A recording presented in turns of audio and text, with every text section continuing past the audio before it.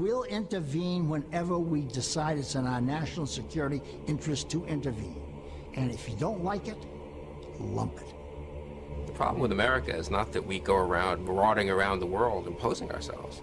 The problem with America in the last 10, 15 years, since the end of the Cold War, really in the last 60 years, is that we've been too slow to get involved. I don't know how many Iraqi civilians were killed, but I can assure you that the number is the absolute minimal that it's possible in modern warfare. Every nation in every region now has a decision to make.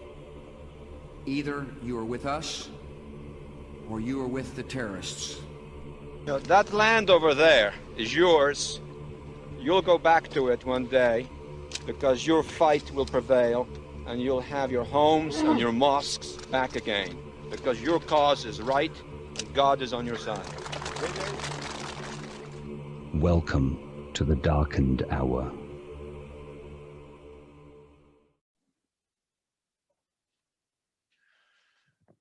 Welcome to another episode of The Darkened Hour. I'm your host, Adam Fitzgerald. Tonight, I'm going to be giving my own thoughts about the events of September 11, 2001. Usually I get this question asked a lot about what my thoughts are regarding what happened on 9/11 and what didn't happen. Do you believe in the official narrative, or are you a conspiracy theorist? Are you a skeptic, a debunker, a truther? I'm none of those things. I'm an independent investigator into the events of September 11th, 2001. That's all I am. I started down this road in 2006. There were two people that were actually talking about the geopolitics of 9/11. That was the late Justin Raimondo of antiwar.com and Ryan Dawson. The conversation seemed to be centered on how the World Trade Center's towers collapsed. And physics was not something that I'm well versed in. In fact, I didn't do very well in school with physics. So I instead went the other route, the who, what, when, where, and why, the steps an investigator would take. And so for the next 7 years, I read as much as I could, and I didn't have any viral media to speak of until about 2015. But during that time, I read a lot of books on religious fundamentalism, U.S.-Israeli foreign policy, U.S.-Saudi foreign policy, how the intelligence apparatuses work, like the CIA and the NSA, what is Al-Qaeda and what their beliefs are, what is Wahhabi Islam. There was a lot at the plate, and a lot of books, a lot of documents and files to read. And I wanted to know what I was talking about. Like an investigator, I didn't rush into the subject. In fact, I went a little bit overboard and took my time. And almost after 10 years, I decided that I was going to make viral media. And I'm not somebody that is too confident about how they sound and how they looked on video. And so I was very self-conscious about making videos. But once I did, I got comfortable with it. Regarding 9/11 itself, it's not something that I could explain in 5 to 10 minutes to somebody. And so tonight might be a little bit longer than usual audio, because what I want to do is bring about a comprehensive discussion that is basically rare in this day and age, unfortunately, regarding how the events of September 11, 2001 came about. Like all human events in history, everything has a starting point.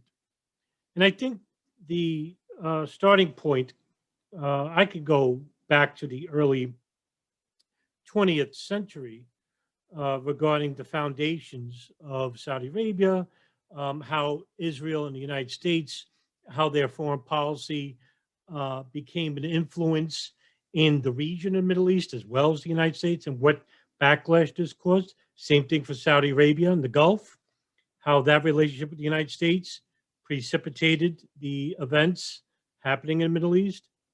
All this has a part to play into what we see now, because 9/11 is simply just a reaction. I can tell you that the narrative that was put forth to us by the State Department, that 19 Islamic fundamentalists basically hijacked 4 planes and crashed them into American targets because they hated our freedoms, is false, demonstrably false. And the reasons for this are not as clear, but our foreign policy is a primary reason for most of these terrorist attacks that we see today. And yes, there's a fundamental belief behind these people, these radical fundamentalists, that is uncompromising toward democracy and towards secular values. And I'll get into that in a bit. But the primary reason for terrorist attacks, and they're nothing more than guerrilla attacks against an imperialist nation. That's what the United States is. But it's a response to our detrimental foreign policy. I'll start with the 1979 Afghan-Soviet War, which gave us a new enemy. For decades prior, the enemy, the preconceived enemy to the United States, was communism. The Cold War, the Soviet Union bloc against the United States. And the Soviet Union was quite powerful at one point. Under Stalin, under Lenin, the ideologies permeated here in the States and throughout the 1940s and 50s.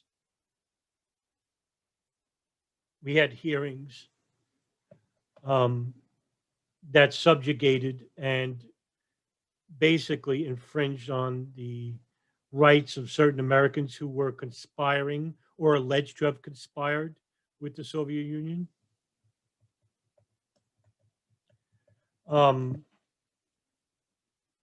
These hearings were led by Joseph McCarthy, called the McCarthy hearings, where they would, it was actually called McCarthyism, which is the practice of making accusations of subversion or treason relating to communism. Joe McCarthy was a Republican senator out of Wisconsin. And this basically permeated through the public and private sector.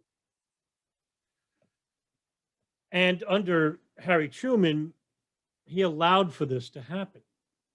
And this basically had caused a backlash. It caused McCarthy to become ostracized and hidden in public life afterwards because of this, because the scare wasn't as needed, wasn't as exaggerated as McCarthy laid it out to be. The communist bloc wanted to spread the empire, however, and it started with the Middle East, because with the Middle East comes the oil industry. And the oil industry is a very powerful tool, especially in times of war. You have to fuel tanks, you have to fuel jeeps, making weapons in the United States. It's a powerful, it's black gold, if you will, of the industry. And so at this time, Arab secular nationalism, which was permeated much throughout the Middle East at the point of the 1940s and 50s, had a stronghold in countries like Afghanistan, Iraq, Syria, Jordan, Lebanon, and it was made. It was influenced, heavily influenced by former Egyptian president Gamal Abdel Nasser. Egypt was the primary source for Arab nationalism. And so the Soviets basically grew relations with Egypt and Syria and Afghanistan. And during 1978, the People's Democratic Party of Afghanistan, which is a Marxist Leninist political party, basically committed a coup d'etat on the Afghanistan president Mohammed Daoud Khan on April 27, 1978. And Daoud Khan, most of his family were killed at the presidential palace. Many of his associates were arrested and jailed and tortured. And the people that were behind the PDPA were Haifazullah Amin and Nur Muhammad Taraki. Nur Muhammad Taraki was the General Secretary of the Revolutionary Council. Under the leadership of Nur Muhammad Taraki, Afghanistan went through a radical change. Taraki was behind a 20-year treaty of friendship with the Soviet Union in December 5th of 1978, which greatly expanded the Soviet aid to his regime. Taraki was a long-term student of socialism, and the Soviets actually liked him as a person. He visited the Soviet Union many times throughout the 1960s. Taraki basically was a very astute follower of nationalism and socialism. And so, but under his regime, Taraki was a brutal dictator.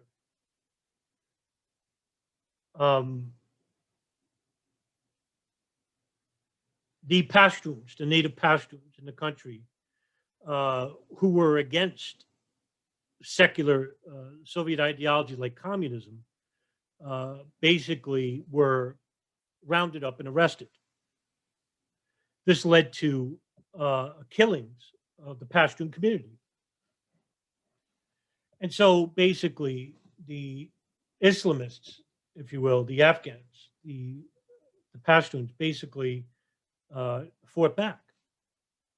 But the Islamic world did not respond to these people's pleas, which basically caused an outcry from the Afghan Muslim community. Taraki, as well as other party leaders of the PDPA, initiated radical Marxist policies that challenged both traditional Afghan values, well-established Afghan Pashtun values in the rural areas, where Taraki and the PDPA, backed by the Soviets, introduced women to political life and legislated an end to forced marriages.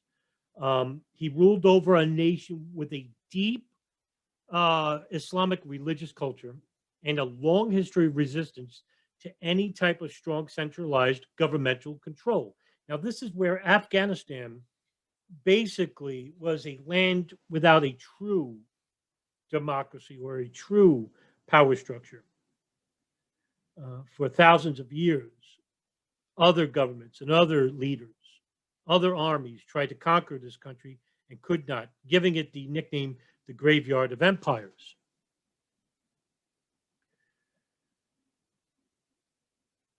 The leadership under Taraki fell when Taraki and Haifazullah Amin basically fell out. Haifazullah Amin tried to take power away from Taraki when Taraki visited Cuba in 1979.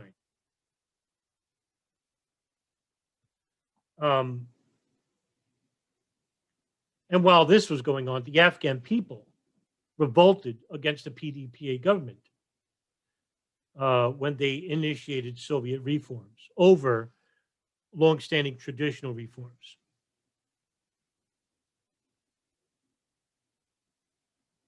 The Soviets basically were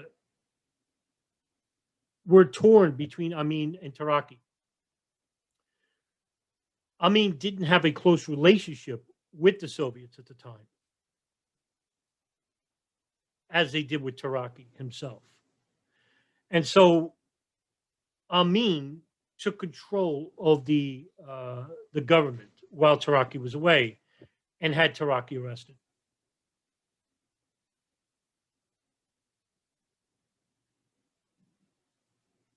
Even though Taraki was warned by the Soviets about a basic power grab by Amin.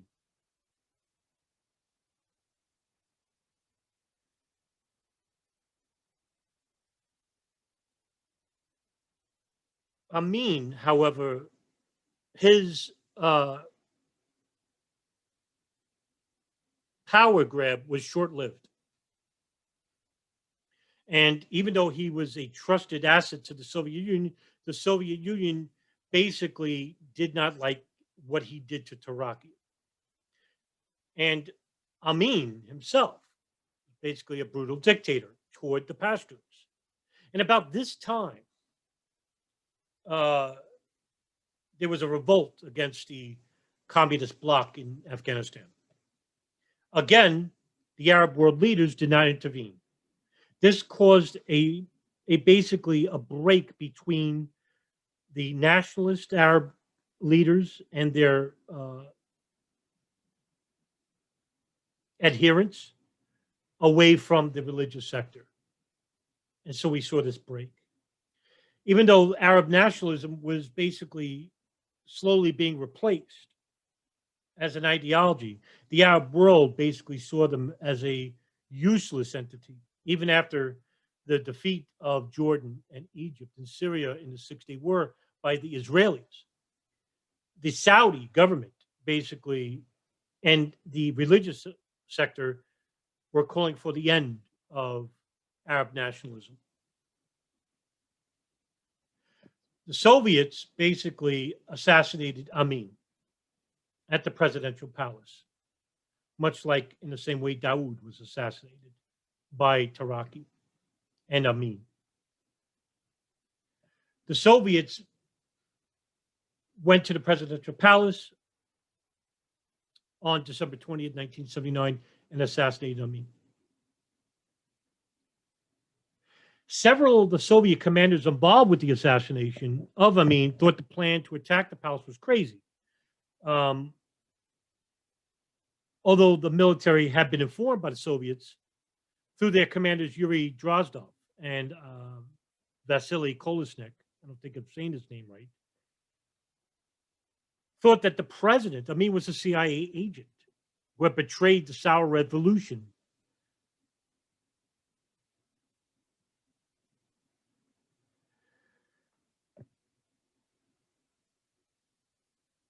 On January 2nd, 1980, the PDPA's 15th anniversary, Barbara Kamal, was now the general secretary.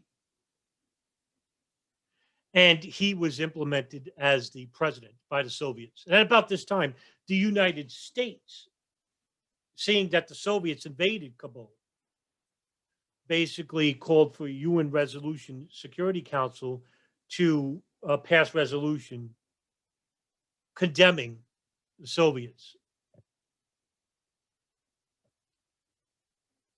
in which they did.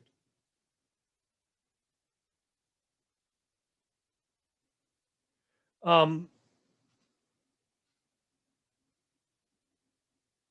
problem with this became that the problem that hardly anyone saw, the general public anyway, was a break between the religious Muslims and the secular Muslims.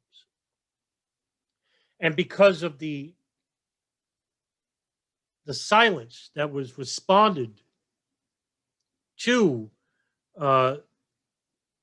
the cries of the Pashtuns in Afghanistan while they were being slaughtered by the communists. This caused a fervent reaction, almost this resounding reaction of a jihad. And so the Pakistani government, led by Zia-ul-Haq,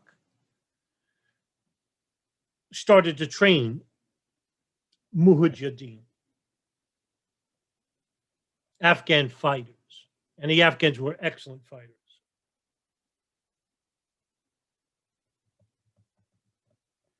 The mujahideen, or the plural form mujahid, which I'll use sometimes during the discussion, is an Arabic term that broadly refers to Islamic guerrillas who engage in jihad, or the fight on behalf of Islam.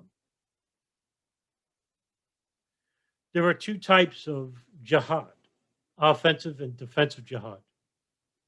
Offensive jihad, which was later introduced during the Soviet War, which I'll get into in a bit, and defensive jihad, which is what I just explained, to fight on behalf of Islam.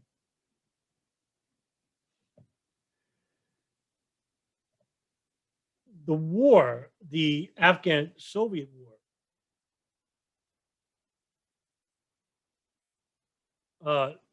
basically started on December 24th, 1979.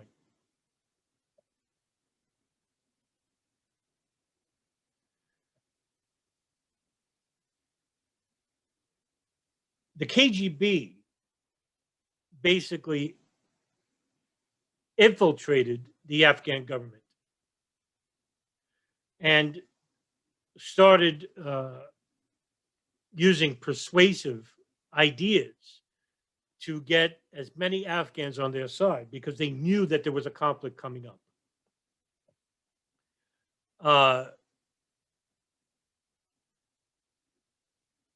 The United States saw the danger for this and saw this as a power grab. And under President Jimmy Carter, the National Security Advisor, Zbigniew Brzezinski, warned Carter that the Soviets were trying to get to the Caspian Sea, north of Iran, the largest in the world at the time, and to the current day is the largest untapped oil reserves in the world.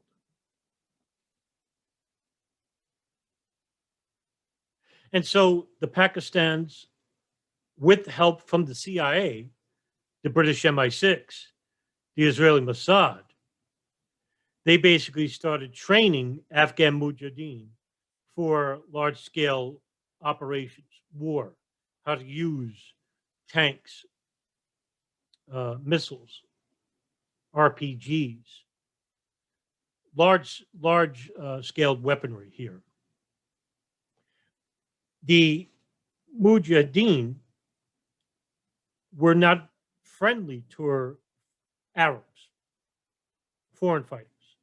The Afghans were much more rugged. They were much more military oriented than the Arabs, but the Arabs were willing to die for a cause, or in this case, the Islamists. Those who believe in the ideologies of Ibn Taymiyyah, Muhammad ibn Abdul al-Wahhab, ultra-Orthodox Salafi Islam. A dangerous small percentage of these people who believe that the only way to propagate Islam is through force and to usurp Arab governments. And that's how you create the caliphate. And this was the idea of Sayyid Qutb, an Egyptian author and jurist himself, who basically said that the only way for Islam to survive against the sins of secularism purported by the West and the communists of the Soviet Union was to force secular Arab governments out of power and to implement Islamists who would then govern the country by the Quran and the Sunnah, the traditions or the hadiths of scholars like Ibn Taymiyyah, Ibn Hanbali. The Islamists basically flooded Pakistan's cities Islamabad and Peshawar. And Afghan warlords, tribal leaders, huge factions like Gulbuddin Hekmatyar and the Hizb Islami, Abdul Rasul Sayyaf and the Hizb Ittihadi, Abu Hujraj al-Iraqi,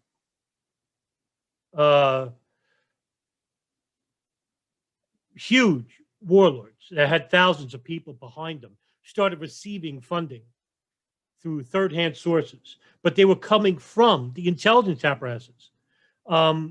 Operation Cyclone, which was basically a code name for the CIA's program to arm and finance the Mujahideen in Afghanistan, which was a 10-year period between 79 to 89.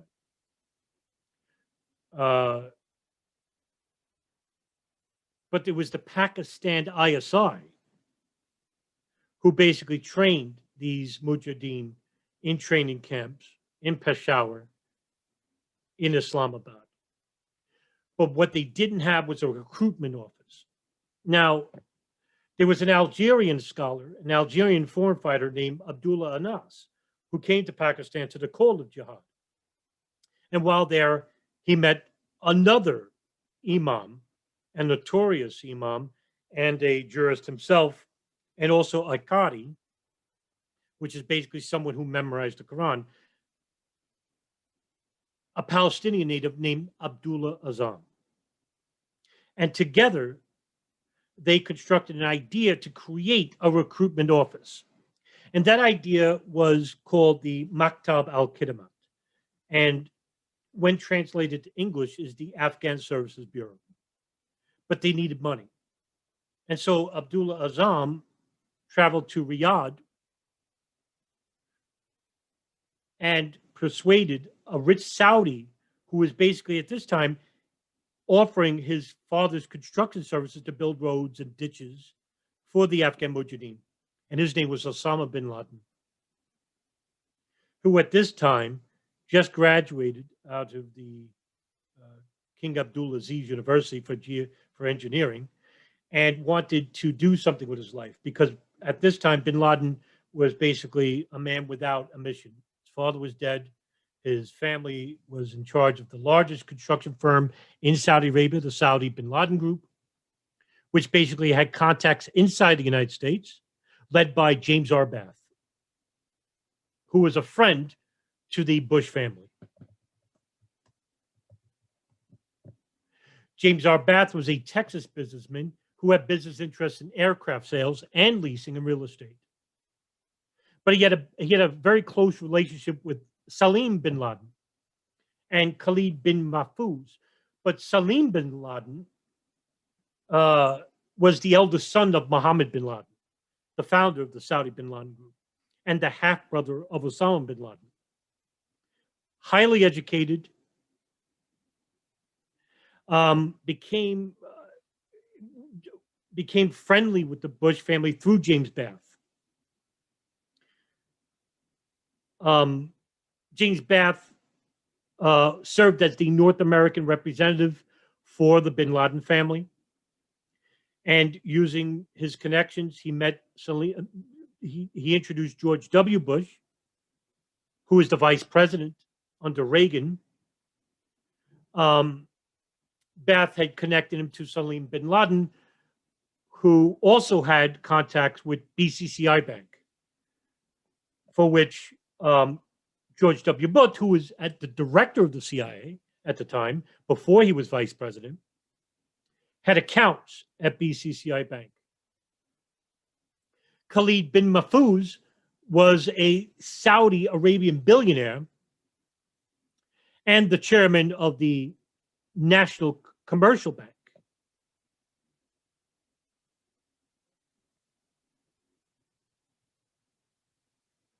He was also the non-executive director for the Bank of Credit and Commerce, that's BCCI. BCCI Bank, a little bit of background here, was an international bank founded by Agha Hassan Abedi, a Pakistani financier. Had over 400 branches worldwide in 78 countries and had assets in excess of up to $20 billion, which was making it at that time the 7th largest private bank in the world. However, the clients for this bank were notorious. Clients such as the Central Intelligence Agency, the Pakistan ISI, George W. Bush, who had multiple accounts under front names, Saddam Hussein, Manuel Noriega, who was the leader of Panama, Hussein Mohammed Ershad, the Bangladesh army chief, and Samuel Doe, a Liberian politician between 1980 and 1990, as well as the Medellin cartel, a drug cartel out of Colombia, headed by Pablo Escobar, and a notorious counterterrorist and terrorist czar, Abu Nidal, the leader of the Fatah Revolutionary Council, which was a militant Palestinian splinter group and brokered off from the Palestinian Liberation Organization headed under Yasser Arafat. Through Ba'ath, he became good friends with the Bin Laden family. The Bin Laden family became powerful adversaries under the Bush family. This was huge because Bin Laden's financing came from directly his father's construction company, which was helping the Afghan Mujahideen at the time. And so this is where Bin Laden became sort of a pariah, a savior, if you will. However, he was an Arab. Even though he was an Arab, the Afghans looked upon him with true respect because the Arabs and the Afghans were not friendly to one another. Operation Cyclone was a 10-year operation which spent over $20 to $30 million per year between 1980 to 1987, and approximately $630 million from the CIA went to this operation.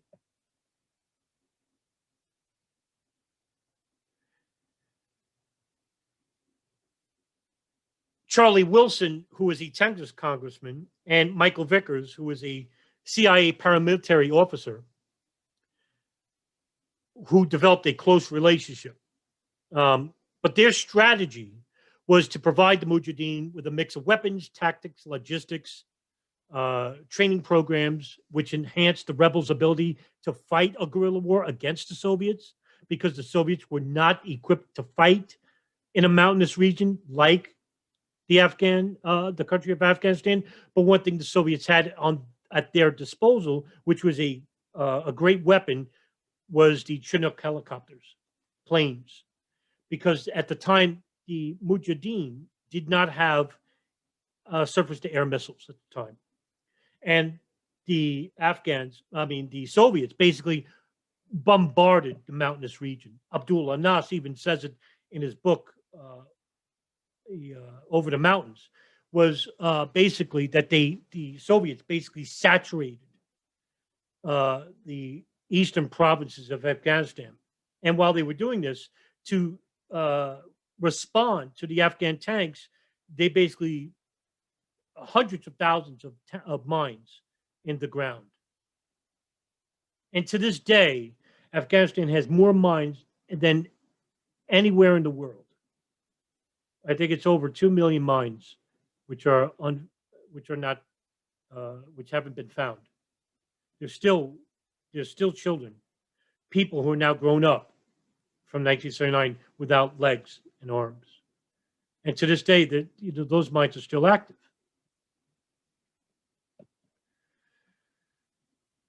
And so the CIA were basically torn on whether to keep supporting Gulbuddin Hekmatyar, who is a brutal warlord, by the way. Here's a man who used to walk around and throw acid into women's faces for not wearing the niqab. And another commander by the name of Ahmad Shah Massoud, who was an effective military commander. So effective that he basically created a group or helped to create a group, the Northern Alliance.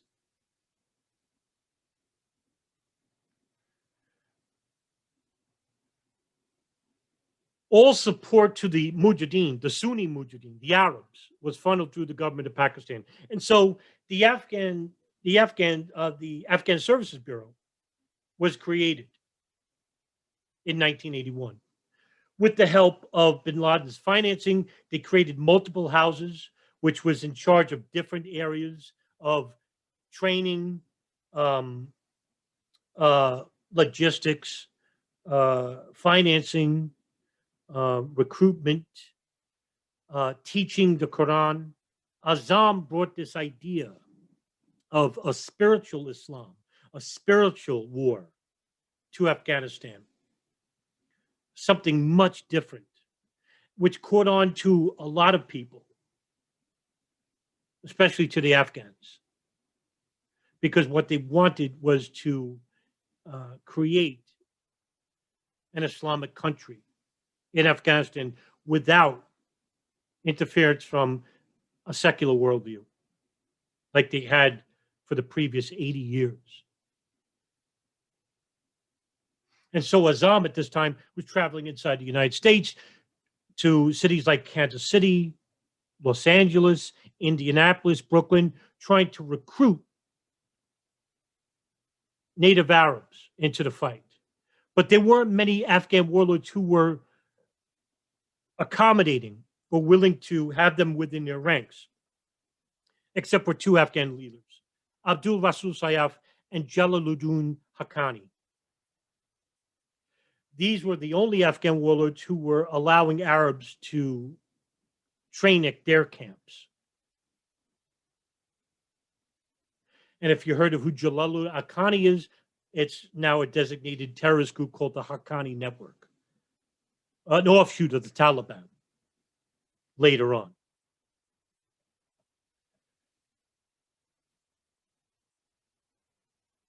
Under the Reagan administration, and with his vice president, now retired of the CIA as his director, George W. Bush, they basically turned the tide of the war and initiated a program which allowed Stinger missiles into the hands of the Mujahideen.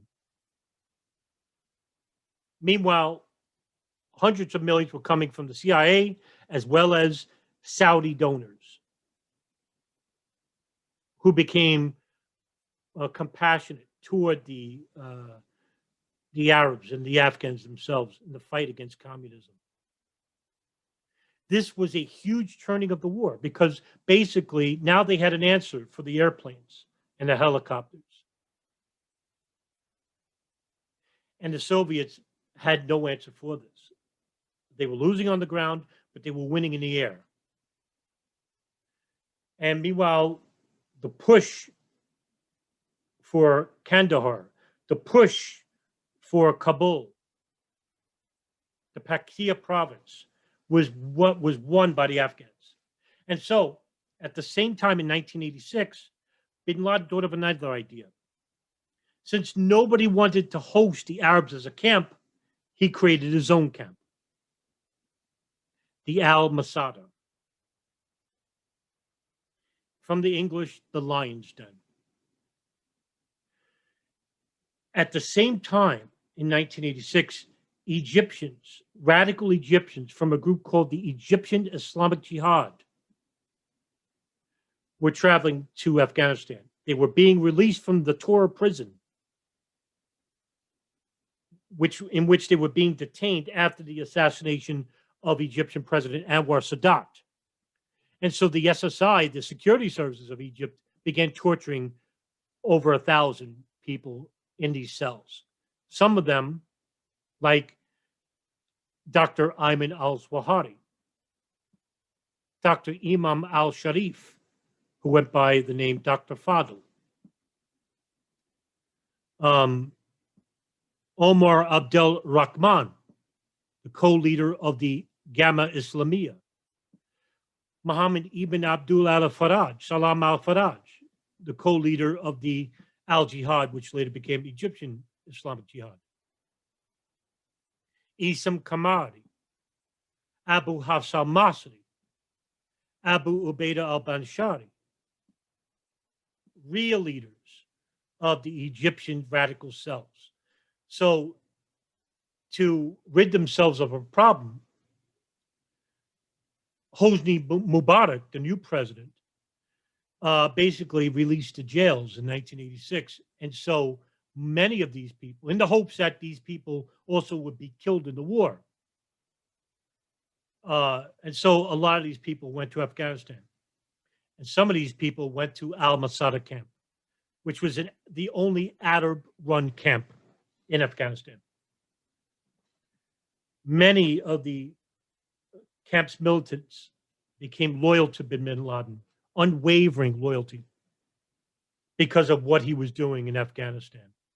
And even though the Arabs consisted of maybe 10% of the fighting force in the fight against the Soviets in Afghanistan, their presence was fully felt. The trickle-down effect of the monies that were coming in from the Saudis, the CIA, the British MI6, the Pakistan ISI, as well as the millions and millions, hundreds of millions of dollars from donors around the world, trickled down to the Islamists or the Arabs themselves. And so what we saw here was basically a renaissance, if you will, a changing of the guard. Because as the Afghans were getting killed, replacing them were the Islamists on the battlefield. And Azam's fervent ideology of defensive jihad was basically becoming offensive jihad was basically coming to a hold. And offensive jihad is this. It is the fight against the unnatural world, the secular world, the sinful world. And that the war is not the war within itself, within the person itself, in the cause of jihad or the cause of Islam. It's basically now the fight is outward, the individual. And the body is the world. And the only way to make the body healthy was to implement Islam through the cause of jihad. Azam's ideology began to take hold to the more fervent Islamists who saw Azam as not being so militant or less militant than they would like him to be.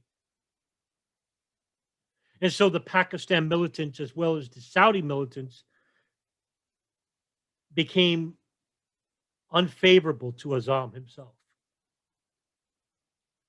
In 1989, the Soviets agreed to a meeting with the Afghan government, which was mediated by the Pakistan government under Zia-ul-Haq. And the Soviets agreed to withdraw.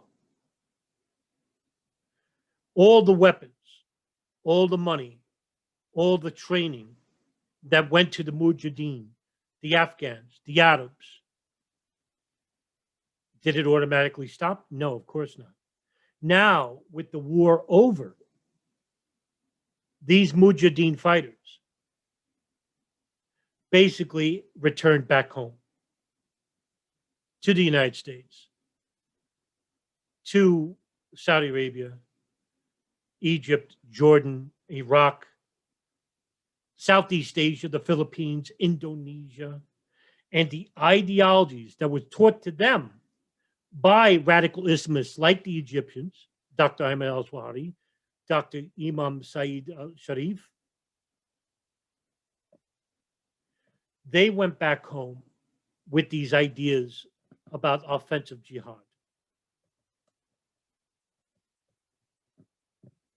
Saeed Imam al-Sharif would create an important document, a text, if you will, which was called the Essential Guide for Preparation. It appeared in 1988 and became one of the most important texts in the Islamist mindset. Quote, The guide begins with the premise that jihad is the natural state of Islam. Muslims must always be in conflict with non-believers, Fadl asserts, resorting to peace only in moments of abject weakness. Because jihad is, above all, a religious exercise, there are divine rewards to be gained. He who gives money for jihad will be compensated in heaven, but not as much as the person who acts. The greatest prize goes to the martyr. End quote. This ideology permeated with not just with bin Laden and the members of al-Masada, but also with Dr. Ayman al-Zawahiri and the Egyptian Islamic Jihad. Zawahiri began to manipulate bin Laden. Al-Masada was basically not a terrorist training camp. It was basically a training camp for small arms fire toward the Afghans. They invited Afghans, they invited Arabs, foreign fighters, to come to this camp and to train small arms fire, guerrilla warfare, making of bombs. And the al-Masada camp moved to the Pakia province, away from the Afghans.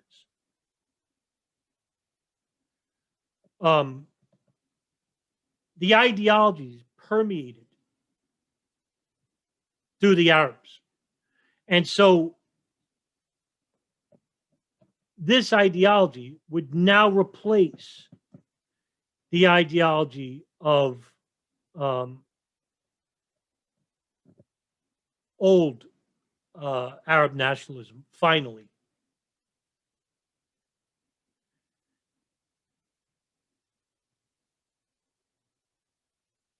On November 24th, 1989, Abdul Azam was assassinated when his car, for which he was about to go to morning prayers, Fajr prayers, in Peshawar, was driving with his two sons. And they were assassinated by a bomb that was placed, two bombs that were placed on a bridge and on a road. The car was totally destroyed, and Azam was immediately killed. Azam, months prior, was coming under constant conflict with Dr. Ayman al-Zawahiri, who began implementing rumors that Azam was a CIA agent, that he was not for the jihad. And basically, Azam gave up the rights of the Afghan Services Bureau to bin Laden and Dr. Ayman al-Zawahiri, because he did not want to cause any more discord. At the same time, inside the United States, Omar Abdel Rahman, who I mentioned before, the co-leader of Gamma Islamiyah, who was on a terrorist watch list in Cairo, Egypt, applied for a U.S. visa to come to the United States. The embassy in Cairo, however, had CIA case agents dressed as U.S. consular officers and approved for Rahman's U.S. visa, even though he was on a terrorist watch list. His arrival to the United States, to the Masjid al-Salam in Jersey City, Jersey, was met by its Imam, Mustafa Shalabi. Mustafa Shalabi was also somebody who was interested or invested with the Palestinian problem, just like Azam. The assassins for Azam was never found, but the culprits, suspected culprits, were bin Laden, Dr. Ayman al-Zawahiri, to take over the Afghan Services Bureau, or was it the Islamists of Pakistan and Saudi Arabia who saw Azam as basically not militant enough? Or was it from the Israeli Mossad, because they worried that after the Soviets pulled out of Afghanistan, that the war that Azam was going to bring to Israel, because his family was kicked out of the house that they lived in Jenin, was going to bring the Mujahideen to them.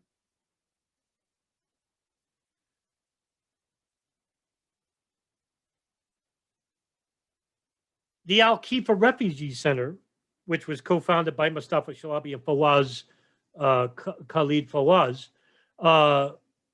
was also a primary importance in Operation Cyclone because that's where the money went to, millions of dollars. Meanwhile, the Al-Khifa Refugee Center, which is located in Brooklyn, was at once located inside a mosque, Al-Farouk, but basically got big enough to where it was a block away, became its own office. This was the only office inside the United States, even though the Maktab al-Khidmat, the Afghan Services Bureau, had contacts all throughout the United States, over 60 cities. And a renaissance was happening inside the United States.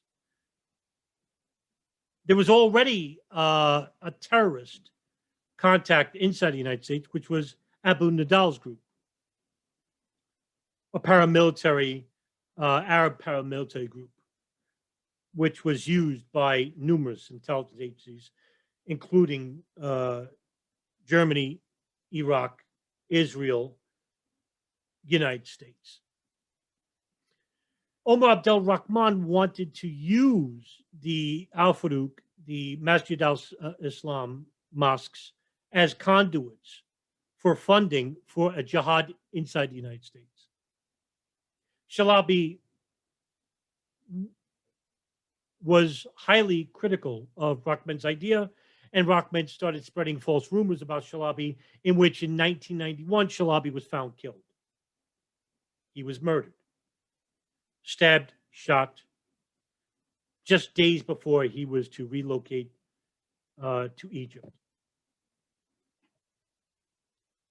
Rahman now became the primary emir of Masjid al-Salam in Jersey City and the Al-Farouk Mosque in Brooklyn. The Islamists who relocated from Afghanistan went to Chechnya to fight against the Soviet communist bloc there, which later went into Yugoslavia, where there was a war against the Muslims.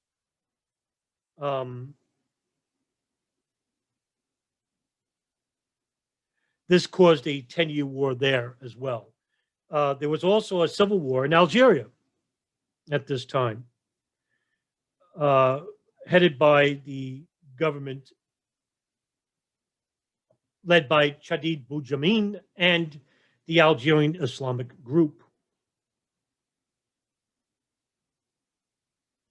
Al-Qaeda was not an organization until bin Laden went to Sudan. After the war, bin Laden went to Saudi Arabia and heard that the Ba'athist army led by Saddam Hussein, the president of Iraq, who invaded Kuwait, there was intelligence reports which later turned out to be false, that they were lining up to invade Saudi Arabia. Bin Laden offered his services to King Fahd before a committee meeting that was chaired by Fahd and the council, headed by also the director of the General Intelligence Directorate, the security services arm of Saudi Arabia, Prince Turki Al Faisal. Bin Laden's outline was simple enough. He was going to use the Arab Mujahideen to fight against the powerful Ba'athist army. This was an embarrassing scenario, and bin Laden was basically rejected. His proposal was rejected, but they feared bin Laden because they saw what happened in Afghanistan. And so they put him under house arrest. According to Gerald Posner, a journalist and, of course, a prize-winning author of many books, and who basically was an independent investigator to bin Laden and Al-Qaeda, he basically writes in his book, he basically states that there was a closed covert meeting between Prince Turki bin Faisal and Osama bin Laden, and he gave him an ultimatum that they would unfreeze his assets, give him back his passport if he left the country. Bin Laden had sent delegates to the Sudan it was headed by Sudan's President Omar al-Bashir, as well as Hassan al-Turabi, who's the leader of the National Islamic Front.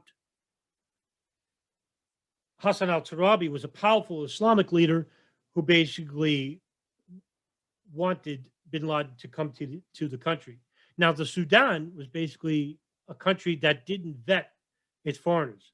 So, in other words, if you didn't have a passport, you were still allowed inside the country.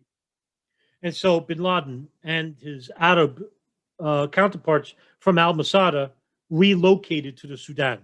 And it was here that bin Laden spent millions of dollars, tens of millions, building training camps here and the infrastructure of the Sudan, which is basically what Turabi wanted anyway. He didn't care too much for bin Laden. Meanwhile, the CIA began following bin Laden here and amassed a large case file on him. CIA operative Billy Waugh, a legendary counterintelligence officer who was behind the capture of Carlos the Jackal, along with Cofer Black, a legendary CIA counterintelligence officer in his own right, began following and monitoring bin Laden in the Sudan. Omar Abdel Rahman wanted to attack selected targets inside the United States. The Egyptian radical Wahhabi Islamists, this ideology, permeated with bin Laden, easily manipulating him. And with the Egyptians, like al-Zawahiri, Sayyid Imam al-Fadl, Imam al-Sharif, Abu Ubaidah al-Bashari, Abu Ubaidah al-Iraqi, Abu Hafs al-Masri. These were hardcore Egyptian radicals who wanted nothing more than to usurp their government, led by Mubarak, kill him, and implement a caliphate, which would then spread to other Arab countries. This ideology was called the near enemy. There was a near enemy and a far enemy. And this ideology was permeated from Muhammad ibn Faraj al-Salam al-Faraj, the co-leader of the Egyptian Islamic Jihad, who basically wrote The Neglected Duty, which was a document that called for the near enemy and the far enemy. The near enemy was the Arab governments. And the only way for Islam to survive was to usurp secular Arab governments by force. His motivating ideology came from Sayyid Qutb. The far enemy was the United States and Israel. Knowing that the far enemy was going to be hard, the operation of usurping Arab governments, the near enemy, and creating an Islamic caliphate that would basically take over the Middle East and Southeast Asia, would then fight the far enemy, the United States and Israel. The United States and Israel and its coalition partners were too powerful against this small ragtag bunch of the Egyptian Islamic Jihad. It was long-term goals. Dr. Ayman al-Zawahiri wrote a book, Knights Under the Prophet's Banner, in which he outlined the ideology of what Wahhabi Salafi Islam should entail in Arab governments, and of course bringing the near enemy, far enemy ideology into this group, the al-Masada camp. In 1993, an FBI informant named Imad Salem was recruited by Nancy Floyd, who was part of the FBI's counterterrorism operations in New York City. She recruited Imad Salem because he was from Egypt, and he claimed to have been serving as the Egyptian intelligence officer, which was a lie.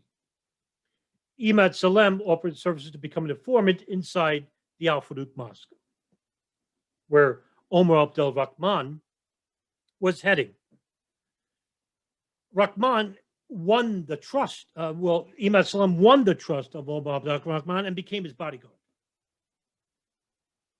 He became close friends with numerous contacts inside the mosque, and they were former Afghanistan Mujahideen, Omar Abdel Rahman, Muhammad Salameh, Irad Ismail. And so we saw this radical fundamentalists from Afghan jihad come to the United States. And so their services were provided. Rahman wanted to use these people to make small pipe bombs, attack Jewish neighborhoods. But he also had an idea of bombing the World Trade Center. And so he tasked Imad Salam to build a bomb big enough where it would destroy the World Trade Center. The man who influenced Salam to attack the World Trade Center was Said Nosser. Said Nosser is an Egyptian-born American. He immigrated to the United States in 1981, became an American citizen in 1989. He worked various jobs, small jobs, odd jobs, throughout New York and New Jersey. But he became employed by the city of New York to repair air conditioning at the Criminal Courts building. But he disliked American secular culture. And he saw American culture as morally corrupt. When he became involved with the Al-Farouk Mosque in Brooklyn, he became close friends with Omar Abdel Rahman. At about the same time as well, another recruit was Ali Muhammad, a sergeant at Fort Bragg of the U.S. Army, who began training people like Mahmoud Abalima, Muhammad Salameh, Said Nosser in small arms fire, tactical training. Ali Muhammad was considered a triple spy because he was also an informant for the FBI and the CIA. There's an infamous photo of him and Mahmoud Abalima at the Calverton shooting range in Long Island, which the photo was taken by the FBI. Said Nosser in 1990 assassinated a known radical, Israeli radical, Rabbi Meir Bakani, the founder of the Jewish Defense League. And in the United States, he was a member of the Koch Party, which is basically a terrorist organization in Israel. He was formerly a former member of the Israeli Knesset, and he was killed on November 5th, 1990, by Said Nosser, who basically ran from the hall that inside the Marriott on the East Side Hotel. He was actually captured while running away because Mahmoud Abalima, who was supposed to meet him inside the taxi, Said Nosser couldn't find him. And so he ran into a taxi postal officer and they traded shots. Both men were hit, but Said Nosser was brought to the same hospital where Rabbi Meir Kahane was. Kahane died. Said Nosser lived. But Said Nosser, before that, had basically sent messages to Imad Salam, who had visited him in prison, and basically told him to attack the World Trade Center, whether he knew how to build a bomb. So he said yes. But Imad Salam's handler, Nancy Floyd, was not getting along with her superior, Carlos Dunbar. Carlos Dunbar thought Imad Salam was basically useless. Nancy Floyd saw the value of his work. And Imad Salam was not getting paid well. Salam needed to get out of the operation because, of course, the FBI wouldn't allow him to build a bomb. And Salam basically told Rahman that he thought that he was being followed by the FBI. And so he laid low. The FBI cut off the services of Imad Salam, suggesting that he basically didn't want to wear a wire when he was at the mosque because it would compromise his position. and thought it was too dangerous. So the FBI basically created rumors and spread them in the New York Post, a New York publication, saying that Ahmad Salem was having an affair with his handler, Nancy Floyd, created these malicious rumors, basically destroyed it. None of it was true. So the FBI basically forced Ahmad Salem out of the position, and Ahmad Salem told him, once the bomb goes off, don't come back crawling to me. Omar Abdel Rahman got in contact with the contact in Pakistan and basically told him to bring a person who could create a bomb. That person was Abdul Basit Karim, who also went by the name Ramzi Yousef. Ramzi Yousef at this time was basically a Pakistan terrorist who was born basically in Baluchistan. But there's also, he was born either in Kuwait, the United Arab Emirates, Iraq. No one really knows. There's a lot of mystery behind his early years. But what we do know is that he basically was a student at Oxford College of Further Education, where he studied English. And he went to Swansea Institute in Wales, where he studied electrical engineering and graduated. He went to the Kandahar training camp in Peshawar and basically learned how to build a bomb or build bombs. Alongside with him was another person by the name of Ahmed Hajjaj. Ahmed Hajjaj at this time had an interesting background. Ahmed Hajjaj was a counterfeiter. He was basically arrested in Israel counterfeiting dollars, and while he was in prison was accosted by the Israeli Mossad and basically offered his services to infiltrate Hezbollah and Hamas, in which he did. He became such a good infiltrator that it is not known whether his operation stopped. And so he traveled with Ramzi Yousef to the Al Farouk and Kandahar training bases in Afghanistan to learn how to build bombs. Hajjaj was considered the much more experienced bomb maker than Yousef, even though Yousef was an experienced bomb maker in his own right. Yousef traveled to the United States from Pakistan with Hajjaj, but while they were at JFK, both of them had false passports. Yousef had a crudely made one, but he was granted asylum because when he got there, he basically said he was from Iraq and that the government under Hussein was basically oppressive and he wanted to escape. Ahmed Hajjaj basically had a briefcase, and in his briefcase, his suitcase, was bomb-making materials, and also a document where the words Al-Qaeda was outlined. This was the first instance of the word Al-Qaeda was mentioned. And so at this time, Ahmed Hajjaj was arrested and detained for trying to enter the United States illegally. Yousef was going to be detained, but the jail cells were full. And so he was granted release under the deterrence of customs officers who were there. Yousef basically got into a cab, even though he had no money, but the cab driver basically was sympathizing with Yousef because Yousef told him that he was a native Arab and he needed to get to a mosque in Brooklyn, in which the cab driver did. Yousef arrived to Al Farouk and became a part of an operation of building a bomb, which was to be used in the World Trade Center. The idea came from not Omar Abdel Rahman, but El Said Nosser, who was a representative of Omar Abdel Rahman. At this time, Israeli and U.S. relations was souring because under the Carter administration, Carter was known as somebody who was favorable to Saudi Arabia and the Gulf. Billions of dollars were at stake through the oil revenue, the United States and Saudi Arabia basically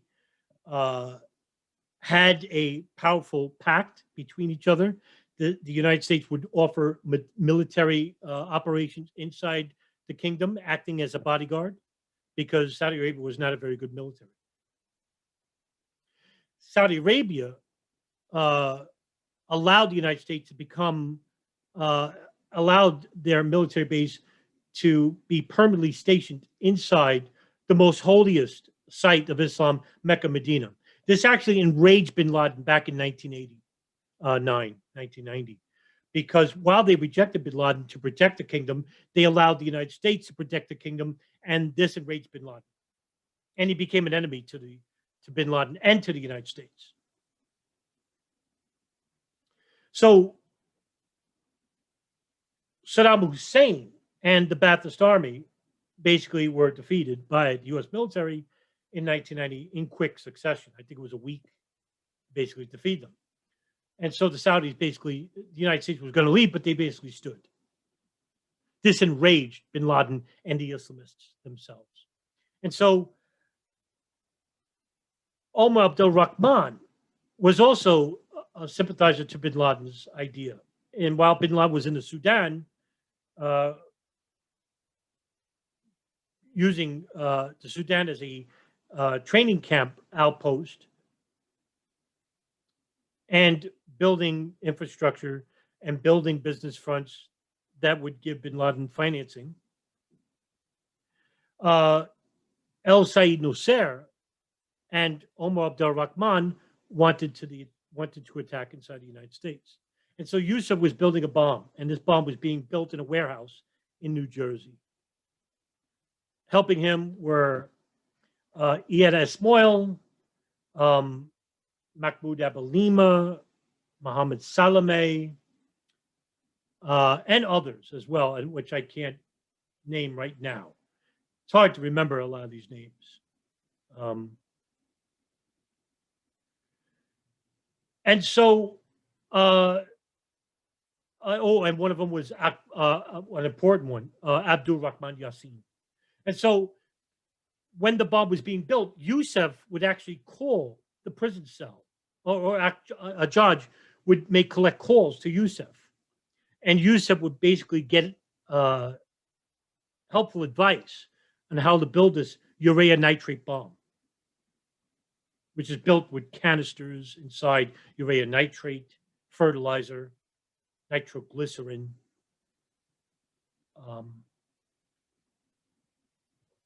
The bomb was basically 1,500 pounds urea nitrate hydrogen gas enhanced device. When the bomb was completed, Yousef, the car was driven by Yassin.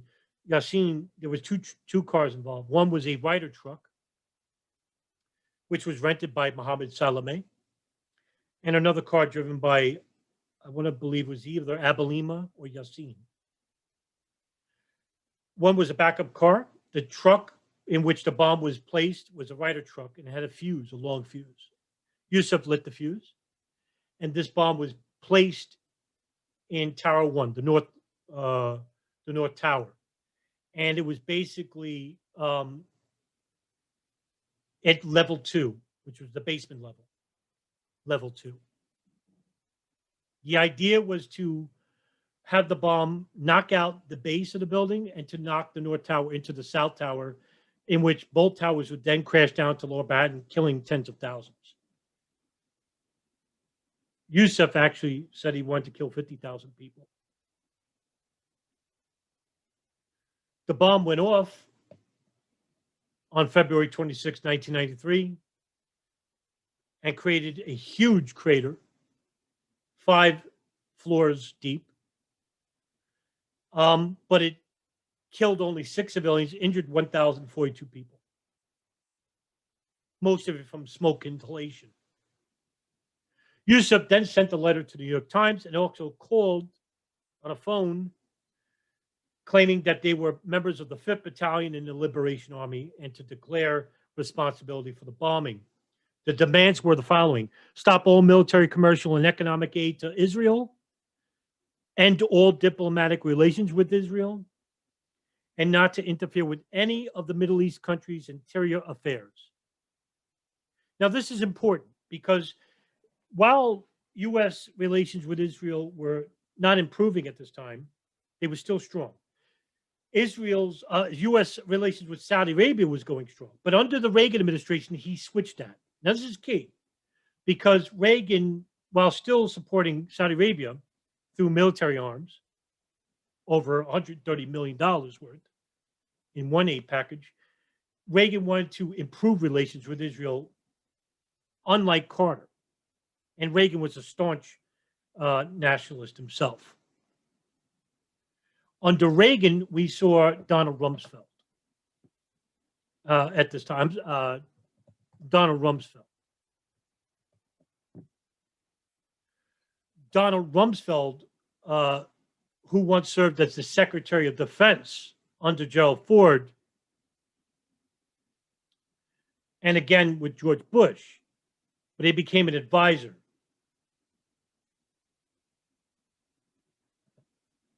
Under Reagan.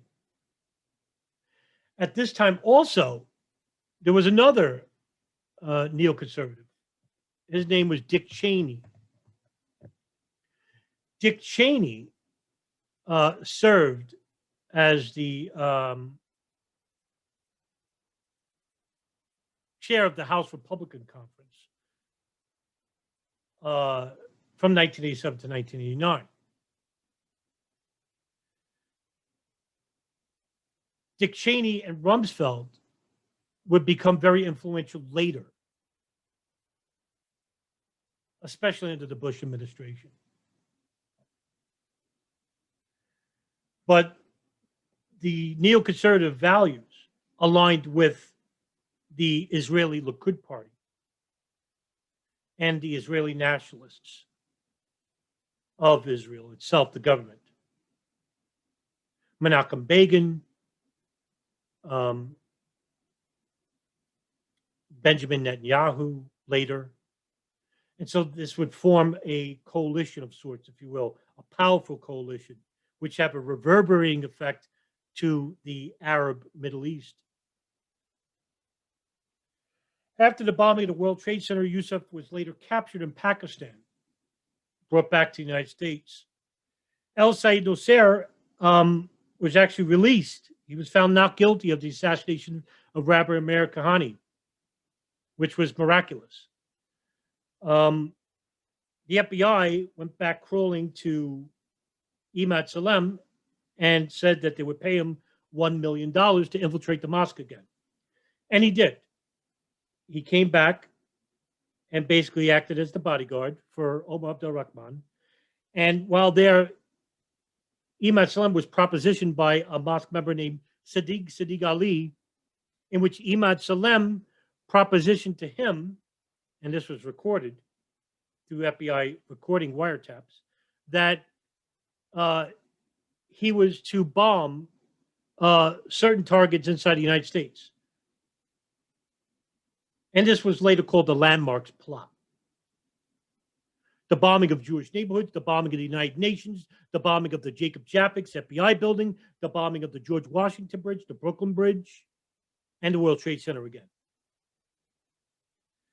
The ideas came from Imad Salem. It was almost entrapment at this point, but he got Rahman to admit on tape that they would to also attack a U.S. military outpost.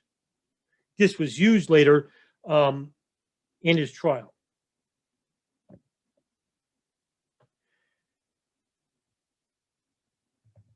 The Landmarks Plot, which was basically to target these high-profile areas. However, in 1993-94, the FBI allowed a warehouse in Jamaica to be used as the place where they would build these bombs. And Imad Salem actually would help in assisting them. And the FBI had cameras, listening devices all throughout the warehouse. The code name was Terrorstop, Terrrstop. At one point, the FBI wanted to replace a blasting cap in the bomb, and Ahmad Salem said no. This would compromise his position. He would be killed if they found out that the bomb blasting cap was fake or the powder was fake. So the FBI replaced back to the old blasting cap. On June 24th, 1993, after the group was observed for like a couple of months, the FBI raided the warehouse.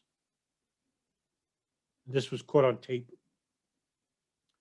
9 co-conspirators were arrested. And William Kunstler, who actually was the lawyer for al-Said Nusayr, who got him off, agreed to represent Omar Abdel Rahman and Nusayr again, because Nusayr was actually convicted, was actually charged of being involved with the plot as well. At the same time, Yousef, along with Abelima, Mohammed Salameh, and the rest, were charged for their crimes in the 1992 World Trade Center bombing. Now, to go back with that, this is important. Mohammed Salameh, while everybody else was fleeing the country, including Abdul Rahman Yassin and Ramzi Yousef, Mohammed Salameh unbelievably went back for a security deposit of the Ryder truck. At this time, the Ryder truck axle was located in the bombing, unbelievably, and the VIN number was on the axle. So they staked out the Ryder truck operation, the Ryder truck business, where Salameh rented the truck, and basically went back for a security deposit, and he was automatically apprehended. When they went to the apartment, they found out on the application there was a number. And a number to this, a name to this number was a name called Josie Hadas.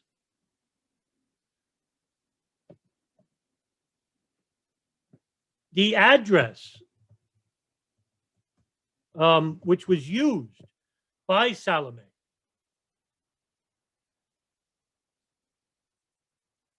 went back to an apartment in New Jersey.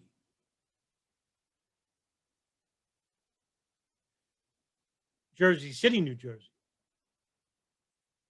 I'm sorry, Kensington, New Jersey,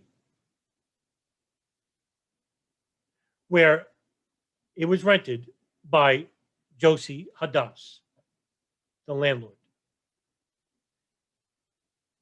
It was later found out that Josie Hadas was an Israeli Mossad operative.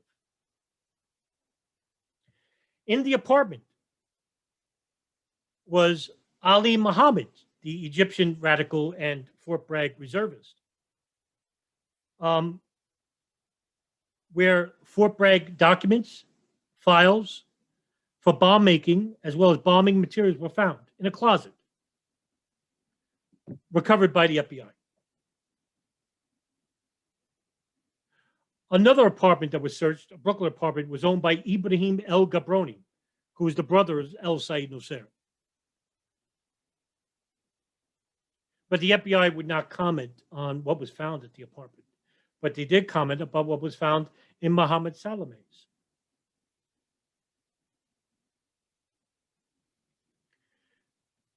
What was known by the Israeli Mossad at this time, we'll never know, because Hadas went back to Israel, and the FBI, as well as the New York Terrorist Task Force, were not talking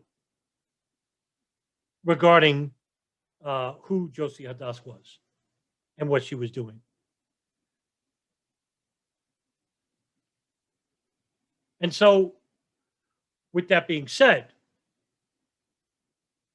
Yousef was given 240 years for his participation in making the bomb, as well as Ahmadinejad, Mohammed Salameh, Mahmoud Abelima, and Iyad Esmoil, all were given 240 years.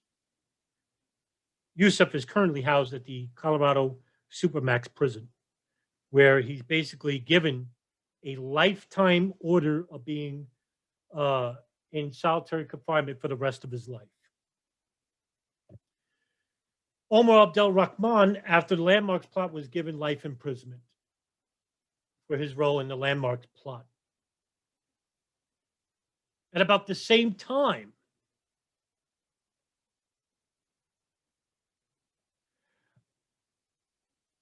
Ramzi Yousef's uncle, Khalid Sheikh Muhammad,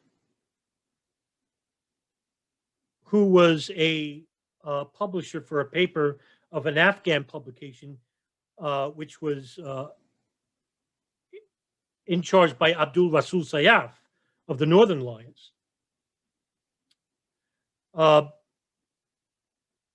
was basically in Qatar at the moment. The FBI wanted to investigate him. He actually ran into Abdul Hakim Murad. But before Yousef was captured, and I think I don't want to skip this over, even though I'm saying a lot. In 1994, 95, while he was on the run from U.S. authorities, Ramzi Yousef, with his associate Abdul Hakim Murad, went to Pakistan and created an operation that would probably be the influence for the 9/11 attacks. This was called Bojinka Plot. The plot was a three-phase terrorist attack, which was outlined by Ramzi Yousef and his uncle Khalid Sheikh Muhammad in January of 1995. And this was to assassinate Pope John Paul II, who was visiting the Philippines, blow up 11 airliners in flight from Asia to the United States with the goal of killing 4,000 passengers, and hijacking one plane and crashing it into the headquarters of the CIA in Fairfax County, Virginia. Abdul Hakim Murad, who was actually a licensed pilot who trained in Texas and New York and Oklahoma, was to volunteer his services as the pilot hijacker and crash the plane to CIA Langley. However, this operation, which saw a lot of money coming in from Osama Bin Laden's half-brother, Jamal Khalifa, who was married to Bin Laden's sister, and of course, Khalid Sheikh Muhammad, who was getting financing from Qatari government as well as Saudi Arabia.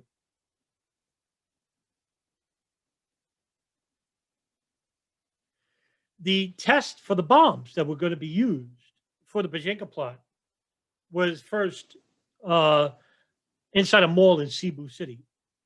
The bomb detonated several hours after he put a fuse on it, and it caused minor damage, but it proved to be workable.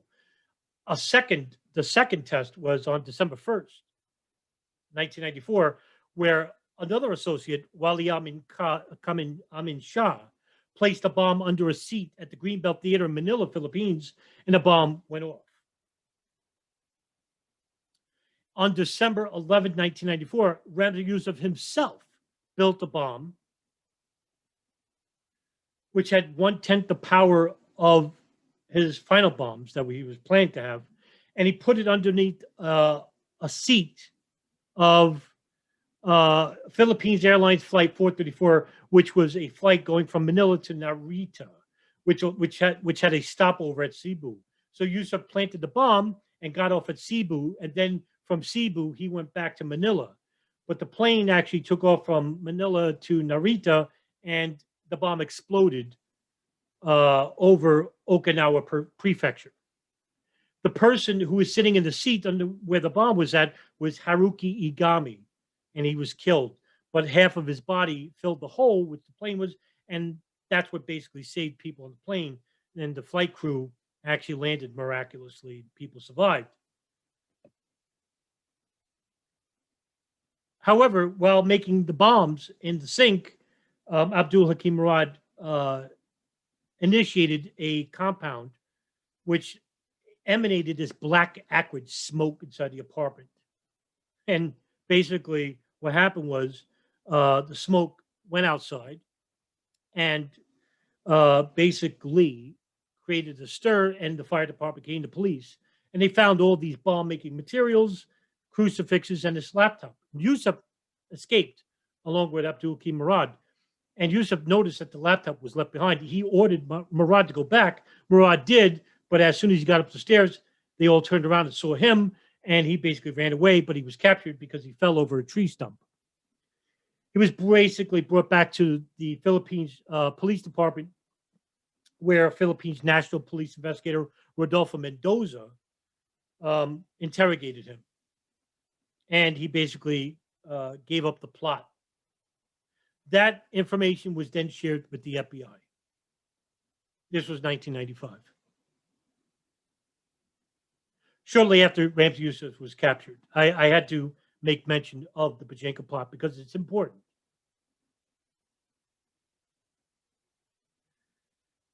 As far as foreign politics at this time,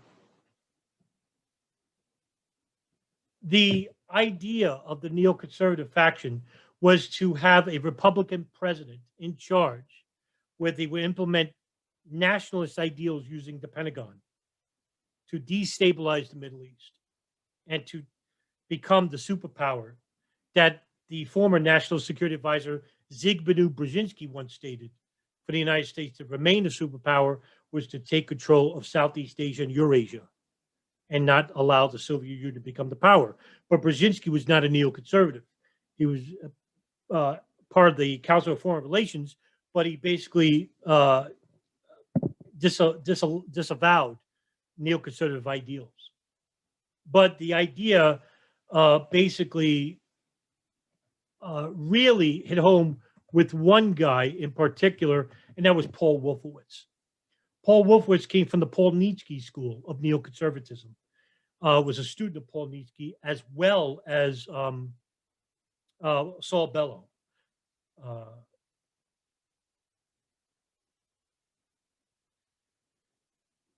He was also a close friend and a colleague of Richard Perle. Richard Perle is an American political advisor who served as the Assistant Secretary of Defense of Global Strategic Affairs under Reagan.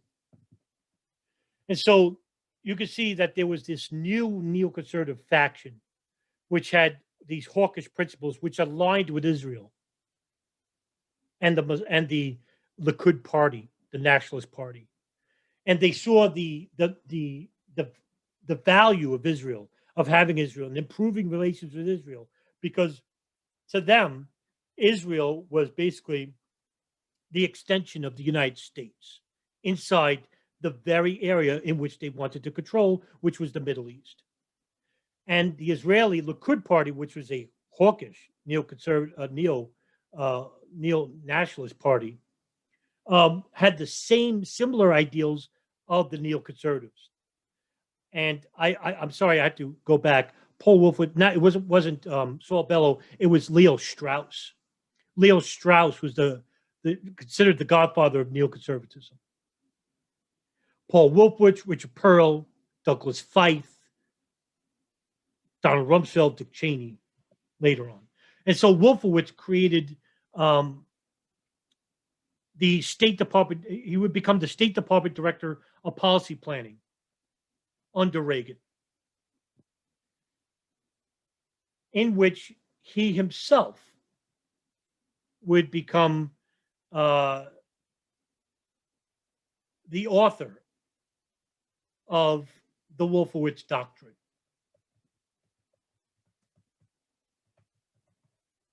The Wolfowitz Doctrine is an unofficial name for the Defense Planning Guidance, which was created in 1994. It was published by Paul Wolfowitz and his deputy Scooter Libby. And it wasn't intended for public release. However, it was released to the New York Times, leaked actually to New York Times in 1992. The document was widely criticized as imperialist, and it outlined a policy of unilateralism and preemptive military action to suppress potential threats from other nations and prevent dictatorships from rising to superpower status. That's the Middle East. That's what Paul Wolfowitz saw. That's what Richard Perle saw. That's what the Israeli government saw. And to an extent, that's what the Saudis saw, because the Saudis basically wanted to become the sole superpower of the Sunni Islamic world. And their enemy was ultimately Iran, the largest area of Shia Muslims in the world. The doctrine, the Wolfowitz Doctrine, stated the U.S. right to intervene when and where it believed necessary.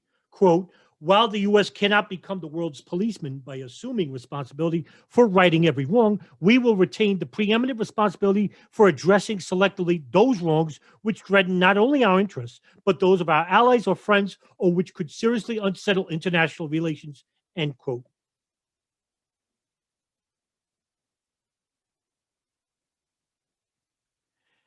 Later on, the Wolfowitz Doctrine would then become the Bush Doctrine in 2001, or the ideas came from it. But you saw where the neoconservatives were heading. And this is 1992, 93. Meanwhile, bin Laden in the Sudan created al-Qaeda. Al-Qaeda, which means the base, but not a database, as some conspiracy theorists believe. It was actually the base al-Masada. They were not a terrorist training camp. It wasn't until the Egyptians came and brought their Wahhabi Sayyid Qutb ideology of a worldwide caliphate through the offensive jihad mode, in which they manipulate bin Laden to now think of the far enemy as becoming more important than the near enemy.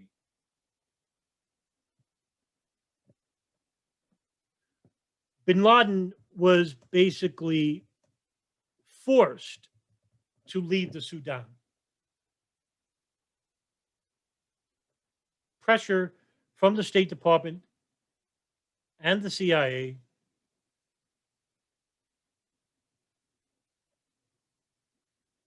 bin Laden in 1996 then traveled back to Afghanistan. But before that, just months before he moved back to the Afghanistan, U.S. intelligence were, the CIA anyway, U.S. intelligence monitoring bin Laden of Sudan, monitored his house in Khartoum, created signals intelligence to surveil him, to record his moves.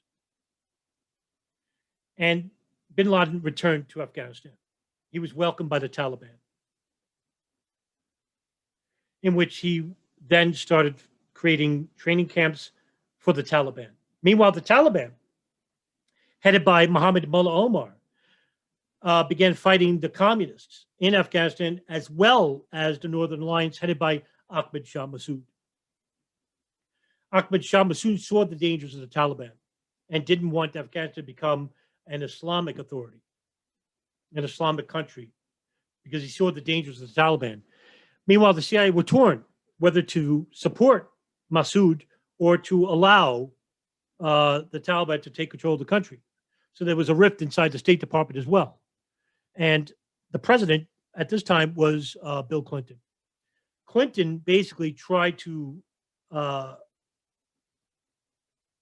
monitor bin Laden while he was in the Sudan, but when Billy Waugh offered his services to assassinate bin Laden, he was rejected by the Clinton administration.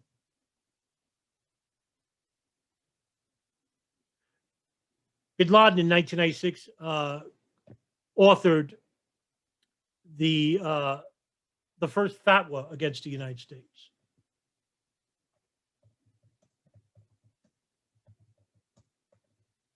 This fatwa, which was entitled Declaration of War Against the Americans Occupying the Land of the Two Holy Places, which was a document complaining of American activities in Saudi Arabia. Bin Laden, who had an office in England, faxed the document to the London-based Arabic paper, the Al-Quds al-Arabi. The Taliban didn't want pressure from the United States because basically they were trying to create an Islamic caliphate in Afghanistan. Not for a caliphate like the far enemy, not like Ayman al-Zawahiri's ideology. They just wanted to create Afghanistan as an Islamic country to fight against communism.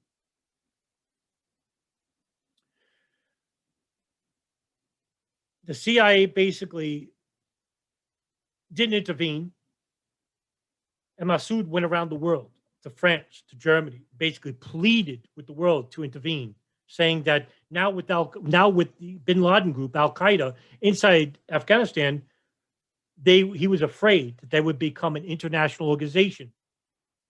Meanwhile, at the same time, recruits were coming in.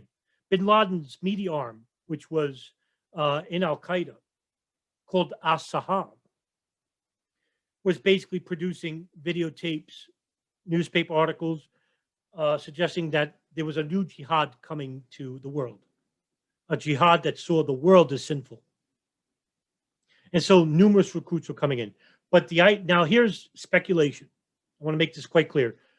Who were coming in to train at these camps? Who knows? Now, there was a former British MI6 officer named Ayman Dean, who basically infiltrated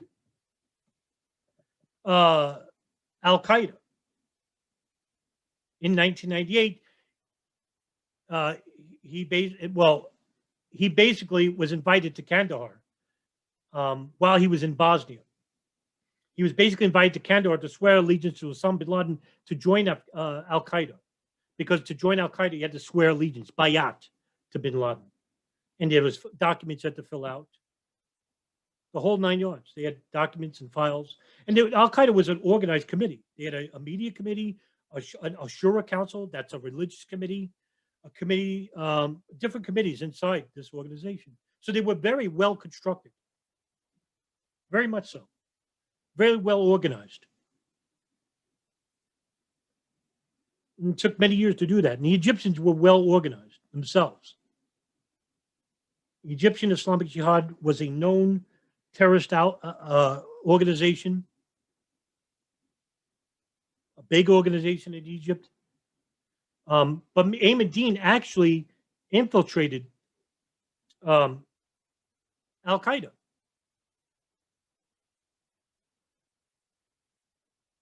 In Afghanistan, Ayman Dean trained Al-Qaeda recruits in the basics of Islamic theology, history, and the essentials of religious practice. Who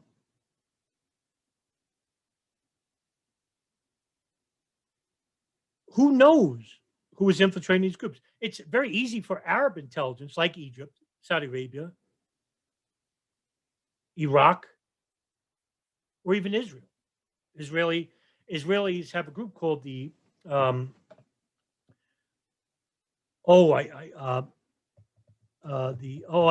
can't think of it right now. Israeli.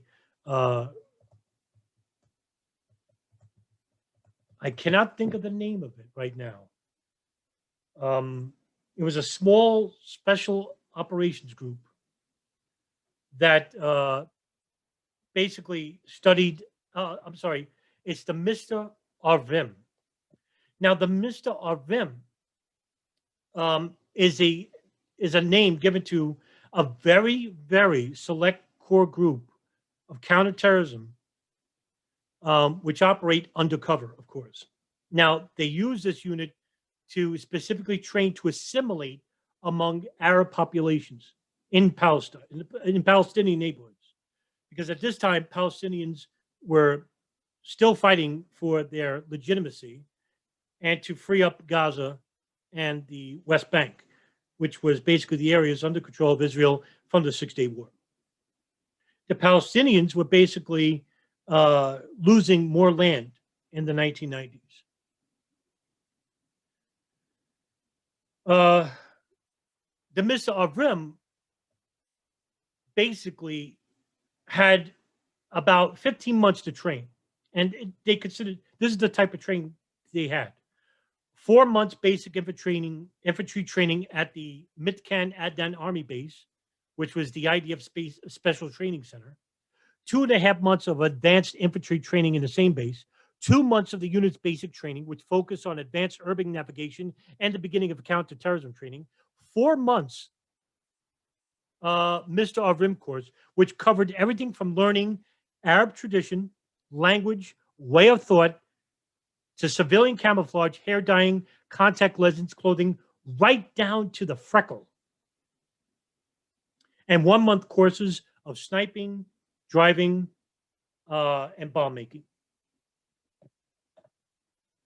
An incredibly dedicated core group of people. Who knows? Maybe members of that group infiltrated Al-Qaeda. But Al-Qaeda's security wasn't really strict. So who knows who was infiltrating these groups while they were in Afghanistan. But in 1996,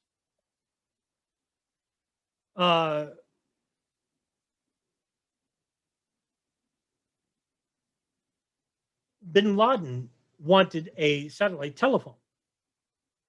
And basically, he got one from a person who was living in Long Island,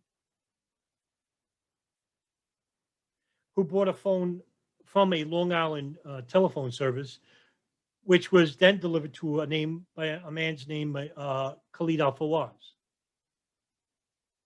Khalid al-Fawaz, who was in Missouri at the time, then took the phone to Tora Bora.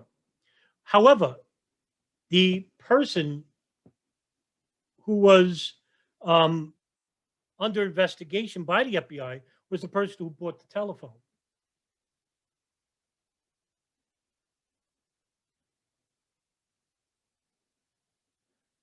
That man's name escapes me for the moment. However,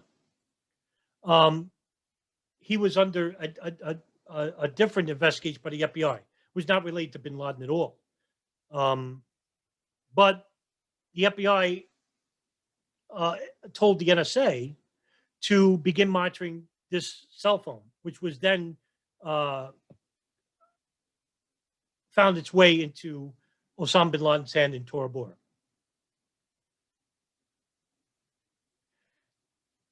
A number kept popping up on this phone, and Bin Laden kept calling this number. And it was a home in Sana'a, Yemen. The home was owned by a man named Ahmed al-Hada.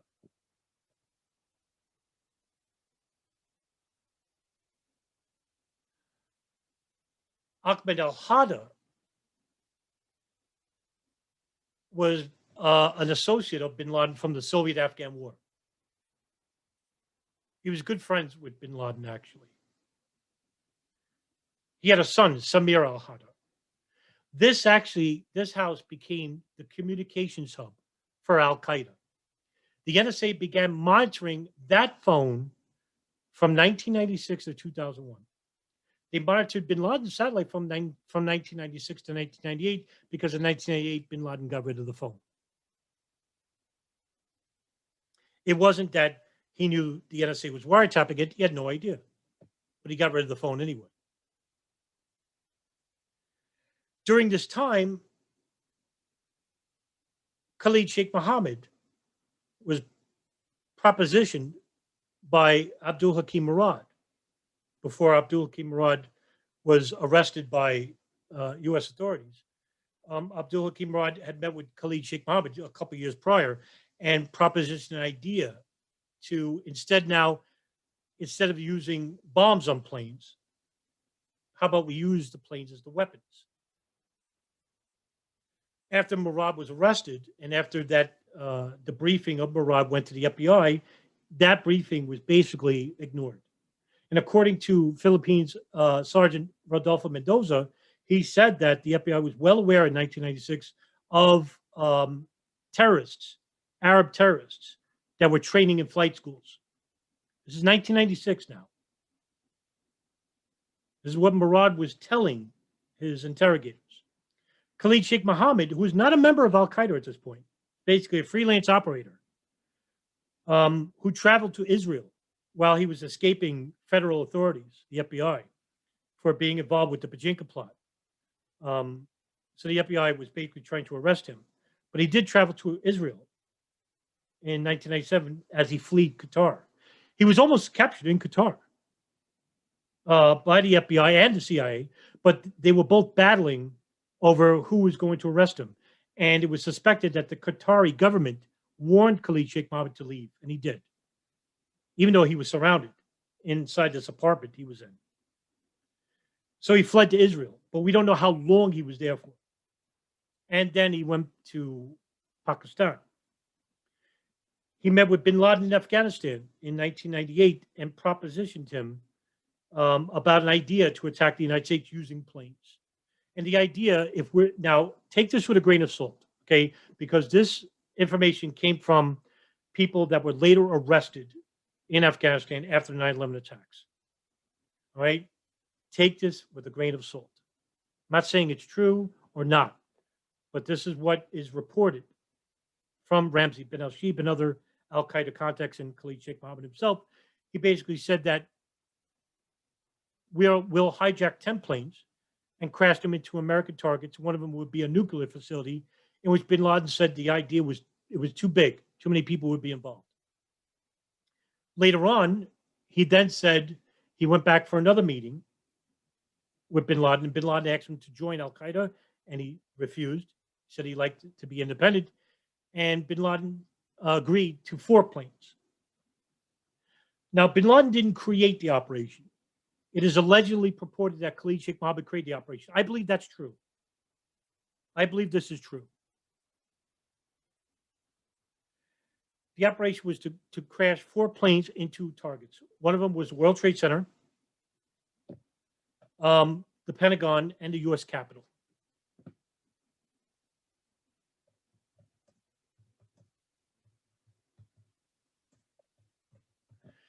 And the idea permeated. So now they needed operatives to participate in this plot. In 1998, bin Laden created a second fatwa against the United States, this time much more personable. The fatwa was the World Islamic Front for Jihad against Jews and Crusaders. The fatwa complains of American military presence in the Arabian Peninsula, the blockade of Iraq, the American support for Israel, and it also purports to provide religious authorization for indiscriminate killing of American Jews wherever you find them. The signees of this declaration were Osama bin Laden, Dr. Ayman al-Zawahiri, Ahmed Rafai Taha, who is one of the co-leaders of Gamma Islamiyya, and Mir Hamza. Mir Hamza was a jihadist from the Pakistani Islamic Front, or the World Islamic Front. The CIA got wind of this and created their own operation, which was basically called the Plan. But before that, in 1996, 2 operations were constructed, and this was very important. One was headed by the Defense Intelligence Agency, the U.S. Army. It was codenamed Able Danger. Able Danger was a classified military planning effort led by the U.S. Special Operations Command, or SOCOM, and the Defense Intelligence Agency. It was created as a directive from the Joint Chiefs of Staff, General Hugh Shelton, and Peter Shoemaker, General Peter Shoemaker. It was created in early of 1999, in 1996. At the same time, in 1996, the CIA created their own operation, which was called the Bin Laden Issue Station.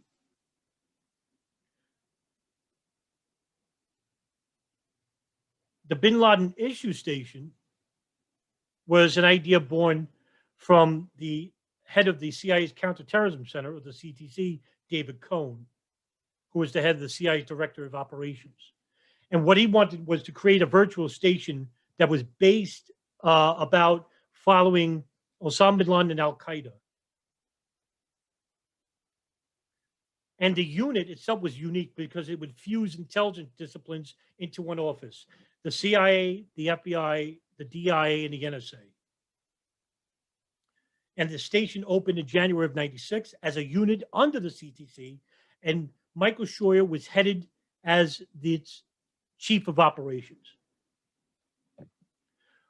Michael Scheuer, who was an analyst running the CT's Islamic extremist branch, was especially knowledgeable about Afghanistan, who was the primary unit. Schaefer then created a very core group of people, and they were basically women. And it would later come out,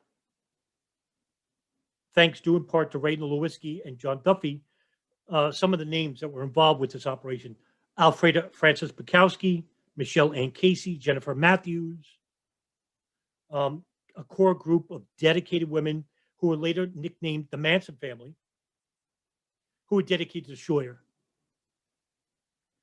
And so they created these outposts, and the CIA has base stations all throughout the world.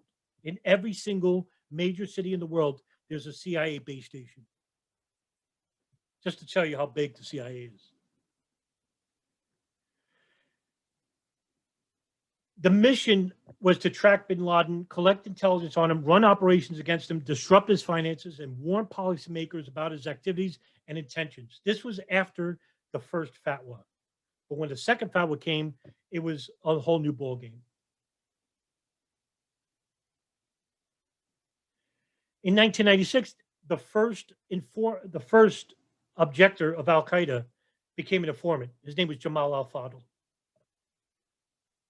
Jamal al-Fadl was persuaded to come to the United States because he embezzled $110,000 from al-Qaeda, and he wanted to defect. He was a known gambler, a drunk, a womanizer, and he feared that bin Laden was going to kill him. So he defected to the United States, and that was influenced by Jack Clunan, who is an FBI special agent of the counterterrorism unit in New York, the I-49 unit, a core group headed by John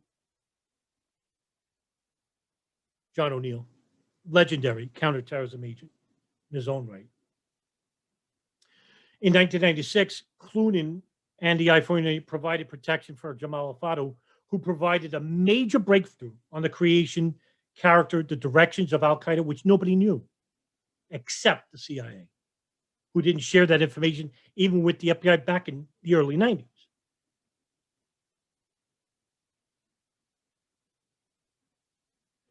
In May of 96, when bin Laden moved to Afghanistan from Sudan to Afghanistan, the CIA had virtually abandoned Afghanistan, as I mentioned before. And so the country was under a civil war between the Taliban, Ahmed Shah Massoud, and of course the communists that left over, communists from the Soviet Union. By 1997, however, the station, the bin Laden Institute station, had put out a plan, which was called Trodpint, which was basically to capture bin Laden and hand him over for trial either to the United States or to a neighboring Arab country.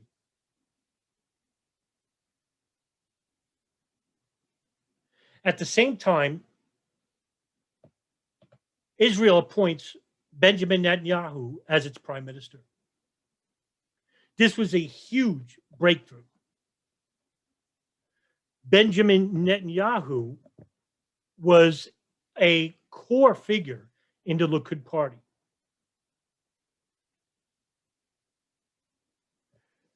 Hamas, which was basically a Palestinian Sunni Islamic organization that was created out of the First Intifada in 1987 and was basically given logistics and support by the Israeli IDF in hopes of having Hamas destroy the PLO.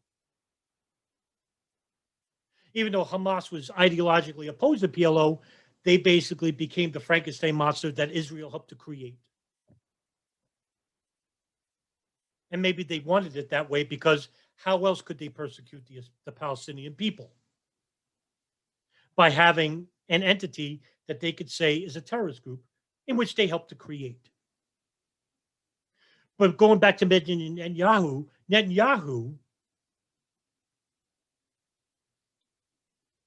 was the first real nationalist, not seen since Menachem Begin.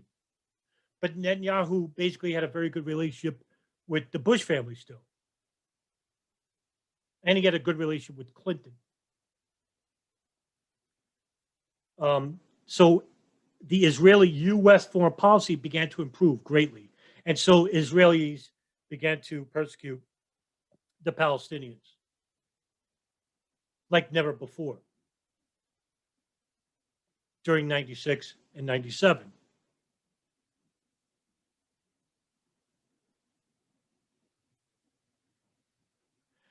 Throughout Netanyahu's term in Israel, he was opposed by the left wing of Israel because they saw the dangers of the Likud party.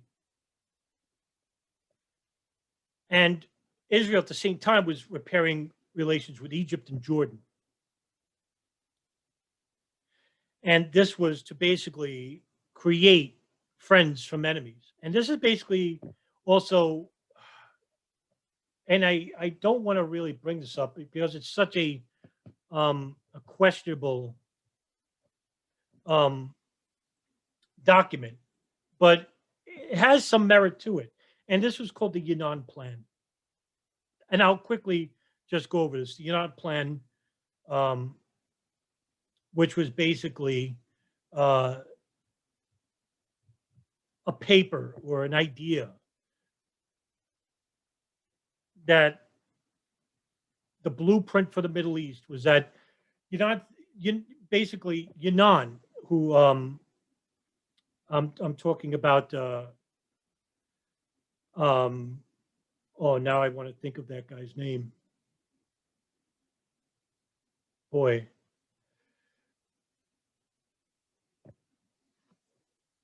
Oded Yinon. Goodness gracious. Okay, Oded Yinon basically saw that he thought that the Camp David Accords in 1978 was a mistake, and that one of Israel's aims for the 1980s would be that the dismemberment of Egypt, not the repairment of the country. And he described Egypt like a corpse, and that it catered to Islamic fundamentalism. It catered to the Brotherhood's idea, Hassan al-Banna's Muslim Brother idea, Sayyid Qutb's idea of creating a caliphate out of secular Arab governments, which, by the way, was supported by the British in the early 1930s. The British actually supported the implementation of Israel. This was the Balfour Declaration of 1938. However, the British were also behind the spread of the Wahhabi Saudi Arabia. They helped Saudi Arabia become a country by having the defeat of the Hashemites, by supporting the overthrow of Najd and Hijaz from al-Saud.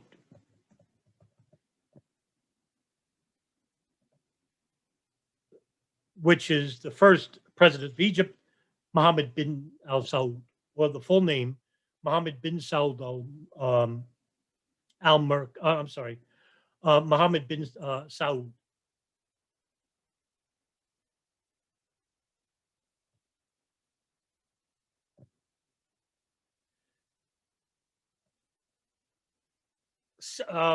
The idea was to create a Saudi state, and this was helped or precipitated by the British. And the spread of the Wahhabi ideals, Wahhabi Salafi ideals, which were very ultra-Orthodox and goes against the precepts of the Quran, to get rid of traditions, to get rid of foreigners away from Saudi Arabia, stop praying at the tomb of Muhammad,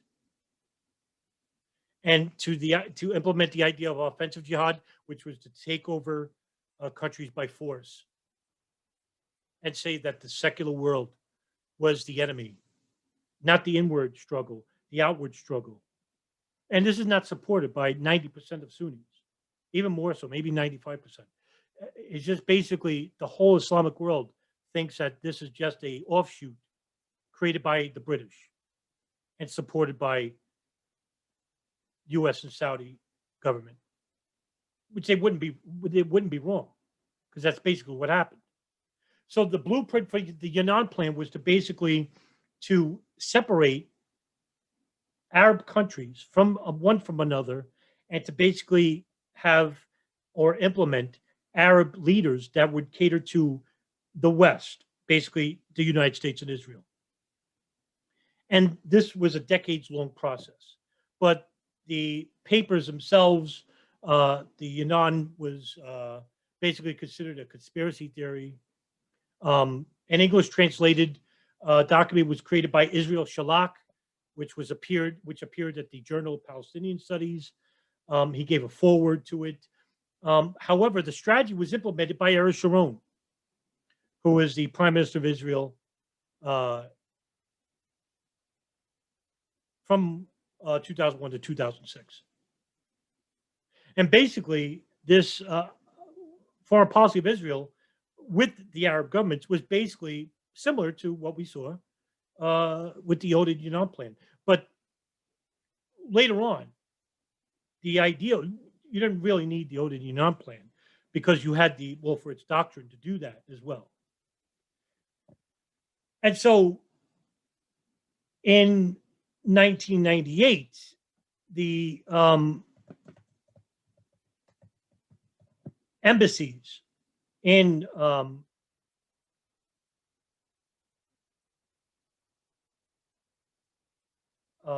East Africa, as well as I want to say Dar es Salaam, Tanzania, and Kenya, took place on August 7, 1998. Nairobi, Kenya, and Dar es Salaam in Tanzania. It is stated that the intelligence services of the NSA and the CIA knew about this attack beforehand.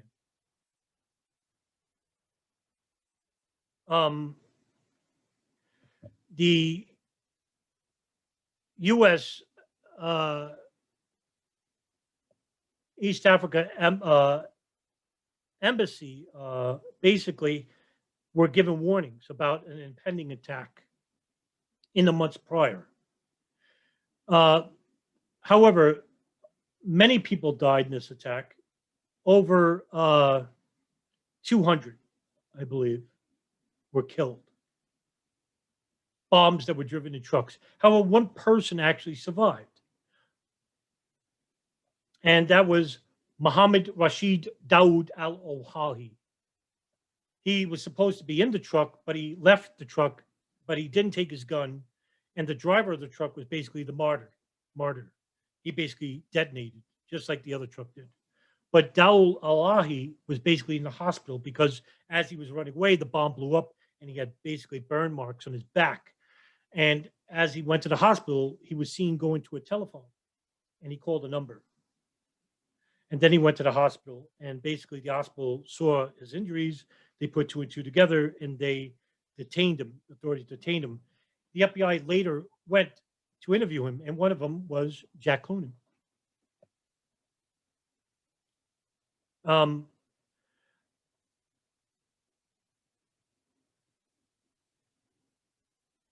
He cooperated with the FBI. And he basically said that, who did he call? Because he was seen calling somebody. He said he had a telephone number. And that telephone number was 967-1-200578. That phone number belonged to a house in Yemen owned by Ahmed al-Hada. The same house the CIA and the NSA were monitoring 2 years prior. Now, the NSA were listening to the phone calls of this house 2 years prior to the embassy bombing. After the bombing, this number was then given to the CIA. The CIA had no idea the NSA were monitoring this house.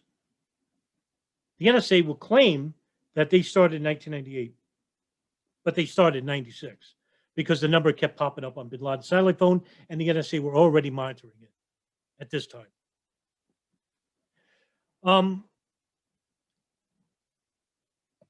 At about this time also, U.S.-Saudi relations, foreign relations, were beginning to massively improve because Saudi Arabia basically saw the power that they had. And the power was to, of course, the oil revenue of the country. King Fahd, who was the king at this time, basically persuaded many people in high sectors of government through the Arab lobby. Now, many people don't know anything about the Arab lobby. They know about the Israeli lobby, AIPAC, which was but AIPAC is a conference, right? The American Israel Public Affairs Committee. But nobody knows about the Saudi lobby. And the Saudi lobby is older than the Israeli lobby. The Saudi lobby also has more money than the Israeli lobby because of the oil that they procure. Israel doesn't have much money. The good thing about the Israeli lobby was espionage. They're good for espionage. They're good for collecting signals intelligence. And so the Saudi lobby saw the value of the work and started spending tens of millions in American government. And so the Saudis were basically trying to repair relations after the Reagan administration. And Bill Clinton was basically very friendly to King Fahd, even though the Saudis were basically, for example, there was a bombing in 1996, the Khobar Towers bombing, in which Saudi militants were basically involved with it, and the CIA basically thought that, well, the Saudis weren't very accommodating to the FBI. The FBI went over to investigate because it basically was a federal investigation, and Louis Freeh, the director of the FBI, said that when they got there, the Saudis were not going to help in the investigation. However, it was stated by the CIA that the Israeli Mossad knew about this attack or had intelligence regarding this attack.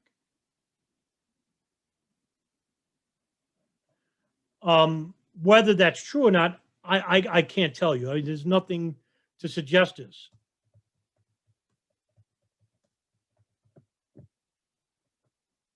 But it was stated that they knew days prior to the attacks. Iran was blamed, and the judge awarded, I think it was like 800 million from the Iranian government to the victims of the bombing itself. And if you look at, just to say a little bit on this too, if you looked at the bombing of the Khobar Towers, it looks very much like the Oklahoma Mirror building bombing. The damage is similar, and the bombing of the Khobar Towers came from a truck that drove up into the gates, the security gates, and it was a tanker truck, and it blew up. And I think the bomb was considered like anywhere between like 3,000 to 5,000 pounds, but it basically blew out, the whole front of the building. But you can see that, look, information is power when it comes to intelligence.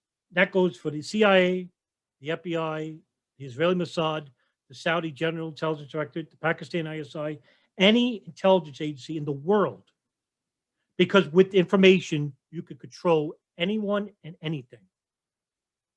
Because the NSA, let's just say, for example, the NSA who are monitoring this house in Yemen, I'm pretty sure, now this is speculation, I'm pretty sure that whoever was calling that house in Yemen, and it was a conduit for Al-Qaeda, they were talking about the 1998 attacks.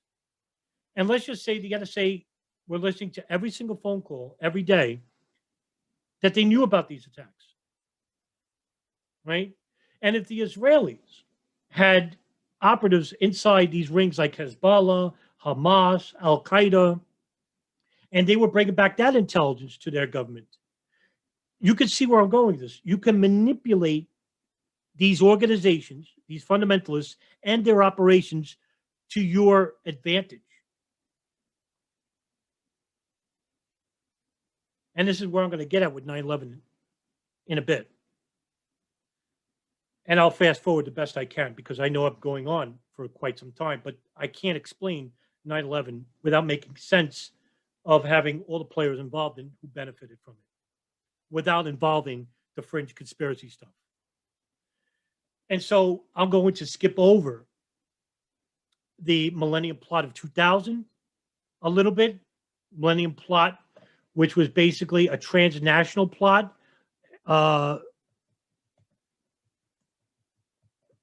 involving Al-Qaeda. It was linked to Al-Qaeda, which was a multi-tiered operation, which was to bomb 4 tourist sites in Jordan, the Los Angeles International Airport, LAX, and a U.S. warship, the USS Sullivan's, as well as a hijacking of Indian Airlines Flight 814. And that was because there was a notorious Pakistan terrorist on board that plane. I mean, the people who were involved with the hijack of the plane was pressuring for the Pakistan government to release notorious terrorist Omar Sheikh. However, the plot was foiled by law enforcement because I want to say, I think it was Jordanian officials heard about a phone call between Abu Zubaydah, an alleged Al-Qaeda recruitment lieutenant, and somebody on the other line or whatever. I'm sorry, the other person is Qadir Obo Hoshar, who's a Palestinian militant terrorist. And the conversation was heard on November 30th, 1999, in which Abu Zubaydah said, quote, "The time for training is over." Jordanian police then went and arrested Hoshar and 15 others on December 12th. They put those 28 suspects on trial and they were found guilty.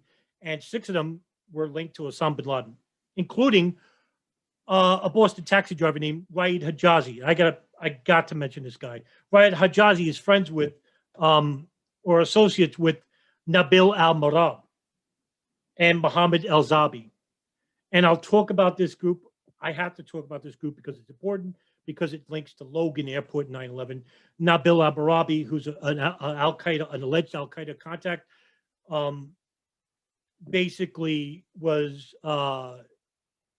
plotting to blow up an airplane inside the United States.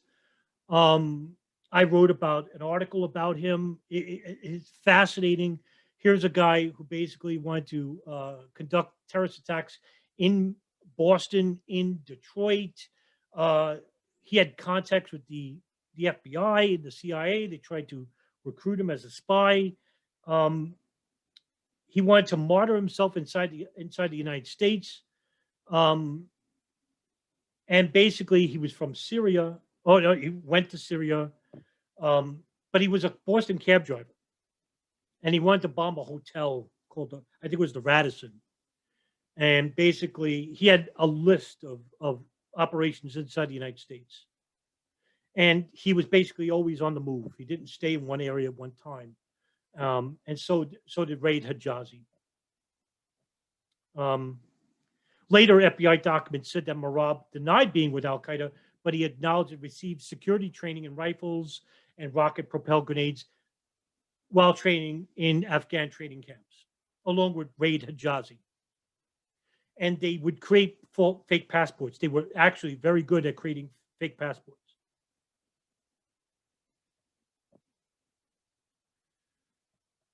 Marabh actually wanted to steal a fuel truck from a rest stop in New York and detonate it in either the Lincoln or Holland tunnels. But the plan didn't come through because Hijazi was arrested abroad. Actually, he was arrested in Syria. And so also involved with the Millennium Plots was Abu Musab al-Zarqawi. Now, of course, some of you are saying, well, who's that? Abu Musab al-Zarqawi was the creator of the Islamic State. But at that time, he's a Jordanian militant. He actually was a pimp and a murderer. And he was a Jordanian prisoner. But he actually met somebody who basically influenced him to create a group. And that person was Mohammed al-Makdisi. Mohammed al-Makdisi, a little bit behind him, Abu Muhammad al-Baghdadi is an Islamist Jordanian Palestinian writer, a Kutubist, jihadi ideologue. And he's actually the spiritual mentor of Abu Musab al-Zarqawi, who went on to create the group that would later be renamed the Islamic State, Jamaat al-Tawhid wal Jihad, in 1999. Jamaat al-Tawhid wal Jihad basically were the first group to use car bombings in Iraq. And now they're just like commonplace. Baghdadi is was considered the most influential living jihadi theorist of all time. And it's considered the most dangerous Muslim in the Middle East at one time. And so from the Millennium Plot, Ahmed Rassam, who's an Algerian citizen living in Canada, who built a bomb inside his car and was at the Port Angeles, Washington, which was the U.S. point of entry. There was a Customs Border officer named Diana Dean who looked to his car and saw explosives, which was, quote, a blast 40 times greater than that of the bombings of the U.S. embassies in Africa. Ahmed Rassam was actually according to the FBI, he basically, was interrogated, but he wasn't tortured. He was interrogated and he gave up the plot. And he later asserted that the plot was facilitated by Abu Zubaydah and Bin Laden. And also involved with the plot was Raid Hijazi, Abu Musab al-Zarqawi. Zarqawi actually was tried in absentia. He actually wasn't caught. Rassam's information went to the CIA, and the CIA created a infamous memo. Bin Laden determined to strike inside the United States, which was a presidential daily brief, which I'll get into a little bit. So Rassam actually tells the FBI what he wants to do. The FBI now knows that there's actual Arabs inside the United States training at flight schools. An FBI agent in Phoenix, Ken Williams, has an informant named Henry Ellen, who's a Muslim convert, Abu Yousef, who basically finds out that there are Arabs in flight schools who hate America, and one of them was Hani Hanjour, who actually went to the University of Arizona in 1992 to study engineering. He also was training at flight schools in Arizona, in Saudi Arabia, Oklahoma, United Arab Emirates. And it was basically this intelligence that was coming in from the FBI. Warnings were now going up that there are Arabs inside the United States training at flight schools. Some of them had contacts with Al-Qaeda. Foreknowledge. This is 1999 now. The FBI, through the director Louis Freeh, basically tried to give it to their superiors. Their superiors ignored it. It would become even worse in the years 2000, 2001. Fast forward in 1999, Bin Laden actually allegedly selects the 4 people that would be involved in the planes attack, which was the operation's name. And so Muhammad Atta, Marwan al-Shehi, and Khalid al-Midar and Nawaf al-Hazmi was selected to become pilots, as well as Ziad Jarrah. These young men, Muhammad Atta, Marwan al-Shehi, Ziad Jarrah, were students and became members of a mosque called Al-Quds in Hamburg, Germany. Muhammad Atta came from a very prominent family in Egypt. His father was a former lawyer. His mother was a well-to-do teacher. Ziad Jarrah came from a very prominent family in Lebanon, a very secular family, did not have any religious inoculations whatsoever in his background, was friends with Jews and Christians. Khalid al-Mihdhar and Nawaf al-Hazmi, however, had notorious backgrounds. Khalid al-Mihdhar actually was married to the daughter of Ahmed al-Hada, the man who's in charge of the Al-Communications Hub in Sana'a, Yemen. So he's the son-in-law of Ahmed al-Hada. He actually lived there from time to time. In 1999, in December of 99, the NSA got wind of a phone call where a man by the name of Khalid talked to Khalid, and that's Khalid al-Mihdhar, telling him to come to a meeting in Kuala Lumpur, Malaysia. It was a high-level meeting involving many people of the jihadi Wahhabi groups of Jemaah Islamiyah, a notorious terrorist group that has contacts with Al-Qaeda in the Philippines and Indonesia.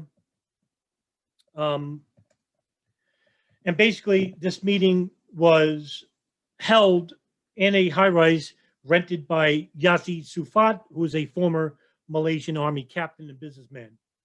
The summit lasted 3 days, and it involved the following: Ridwan Isamuddin, who goes by the name Hambali, who is in charge of the Jemaah Islamiyah, a terrorist group in Indonesia and Malaysia; Ramzi bin al-Shib, Nawaf al-Hazmi, Khalid al-Mihdhar, Tawfiq bin Atash, nicknamed Khalid, Khalid Sheikh Muhammad, and later on, Zacharias Moussaoui was reported to be here as well. The NSA alerted the CIA as well as the Malaysian authorities. The CIA then told the Malaysian authorities to videotape the meeting, but no sound recordings were made. Now, the videotape recording of the meeting, whether it was inside or outside, it's not known, and it's not for the public record. There were also photographs taken by the Malaysian authorities. Those photographs were then sent to the CIA. The CIA then sent that photographs to the Bin Laden issue station, codenamed Alec Station. Alec is the son of Michael Scheuer. However, there was a new station chief of Alec Station in 1999, Richard Blee. And George Tenet, who's the director of the CIA at the time, implemented Richard Blee because Richard Blee was more of a company man than Scheuer. Scheuer was too insular, even for CIA. And while this was going on, Tenet then implemented Cofer Black to head the Counterterrorism Center. Cofer Black implemented the plan, which was an operation. George Tenet implemented the plan, which was an operation to assassinate bin Laden after his fatwa of 1998. And so the plan was outlined as a war with Al-Qaeda, a war with an ideology, a war with a terrorist organization. It was the first time in history where a war was declared on an organization instead of a country. After the meeting, Khalid al-Mihdhar and Nawaf al-Hazmi then stopped over to a hotel in the United Arab Emirates. The CIA still were following them, and the NSA was still monitoring the phone. Were monitoring a phone by Nawaf al-Hazmi. He had a cell phone. The NSA were monitoring that phone. When al-Mihdhar and al-Hazmi were away from their room, the CIA case agents took photographs of the passport of Khalid al-Mihdhar, Nawaf al-Hazmi, and they found out on the passport they had dual entry visas. This information was then sent to the CIA's Bin Laden issue station, and the first person to read it was Tom Wilshire. He's the deputy director of Alex Station, not the deputy chief. That's Richard Blee. He's second in command. The second person to read the cable, an FBI agent by the name of Doug Miller. Doug Miller saw that Khalid al-Mihdhar and Nawaf al-Hazmi were coming inside the United States. He then drafted his own cable with the attaches of the photographs of the passports of Khalid al-Mihdhar and Nawaf al-Hazmi, and drafted the cable, which had to be authorized by Tom Wilshire. Michelle Ann Casey, who's the head ticket of the Ahmed al-Hada house, because the CIA was in charge of monitoring that operation, and that was given to Michelle Ann Casey.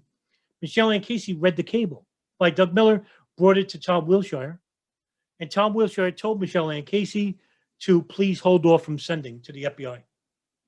When that cable was paused from being sent to the FBI headquarters in New York and the United States, Mark Rossini, who was tasked by John O'Neill from the I-49 unit to become his eyes and ears of the CIA's Bin Laden Issue Station, then complained to Michelle and Casey, and Michelle and Casey told him that the cable's not being sent to the FBI because we think the operations are going to happen in Southeast Asia. So it's not an FBI matter. And that would be right. Because if Khalid al-Mihdhar and Nawaf al-Hazmi were coming to the United States, that would mean that there was an operation inside the United States, and it would be the Department of Justice matter, not a CIA matter, because the CIA is not allowed to conduct operations inside the United States. And so with that, the information was not shared with the FBI or the State Department for 16 months. Khalid al-Mihdhar and Nawaf al-Hazmi, when they arrived inside the United States, were received by a Tunisian cab driver named Khalid Benamarine. Khalid Benamarine was told by a Saudi official, Fahad al-Thumeri, who's the imam of the King Fahd Mosque in Los Angeles, California, told Khalid Benamarine to pick up these two Saudis. He wasn't told their names. To pick up these Saudis and bring them back to the mosque. And so Khalid Benamarine then picked up Khalid al-Mihdhar and Nawaf al-Hazmi and drove them back to the mosque. And Fahad al-Thumeri then provided lodging for both men for the next 2 weeks at these apartments that Fahad al-Thumeri had rented rooms in under his own name.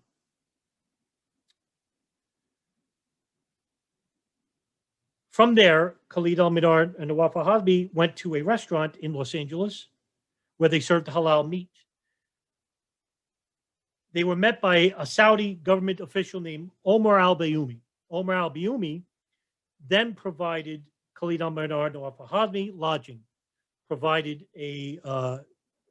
them IDs, went to them to help them with their applications about renting a car, gave them money. And along with Omar al-Bayoumi was another Saudi official named Osama Basnan. Osama Basnan was getting money from his wife, Nawida Dijikat, who was getting money from Haifa bin Faisal. Haifa bin Faisal is the wife of Bandar bin Sultan.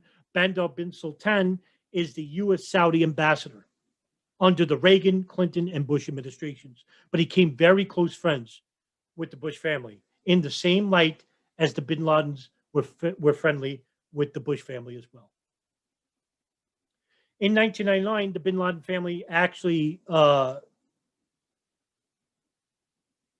blacklisted Osama bin Laden from the family business, the bin Laden, Saudi bin Laden group. So no longer he was getting money from his father's construction business. I'm sorry, that happened in 96. That happened much earlier. So I don't know where bin Laden was getting his funding from because he already spent tens of millions in the Sudan, and he was no longer capable of obtaining funds from the Saudi bin Laden group because he was a terrorist. He was labeled a terrorist at this point. Where the money was coming from, basically, I guess, from the organization's structure and, of course, sympathetic Saudis who were sympathetic to bin Laden, the ideal. And, of course, Saudi Arabia was basically paying blackmail money to Al-Qaeda, to Abu Sayyaf, a terrorist group in the Philippines, Jemaah Islamiyah in Indonesia. And basically what they wanted to do was they didn't want these groups to basically attack Saudi Arabia because they were still mad that they were allowing the United States to be stationed at the holiest place of all Islam, Mecca and Medina. So they were giving millions of dollars to Al-Qaeda. And this was basically reiterated even by FBI agent Sally Soufan and other, Michael Scheuer, the former deputy chief of Alex Station. And so the CIA began collecting data about Khalid al-Mihdhar and Nawaf al-Hazmi while they were living in the United States. And all of a sudden, the Saudis were basically monitoring Khalid al-Mihdhar and Nawaf al-Hazmi and giving him money, which was directly coming from a bank account of Bandar bin Sultan from Riggs Bank.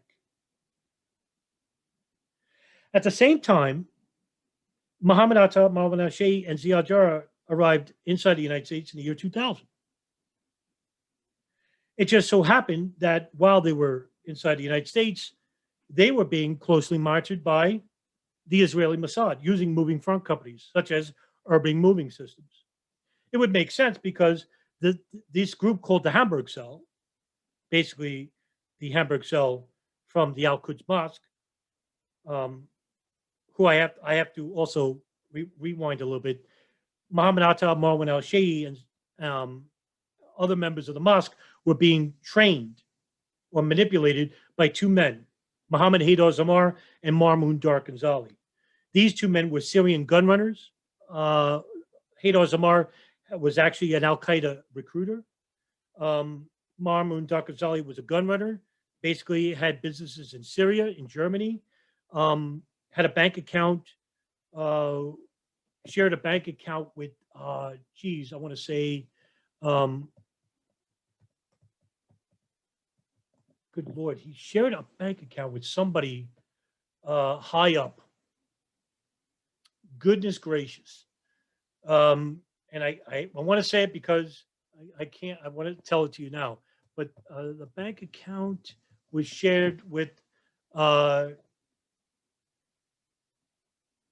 can't say, I don't know, but it was somebody very important within Al-Qaeda. And later, I think it was Muhammad Atta, after the attacks, he had a bank account. It was released to Marmun Dar Ghazali as well. So interesting enough. However, these Marmun Dar Ghazali, Hadas Amar actually manipulated this group to become more radical. They trained them in their jihadi mentality.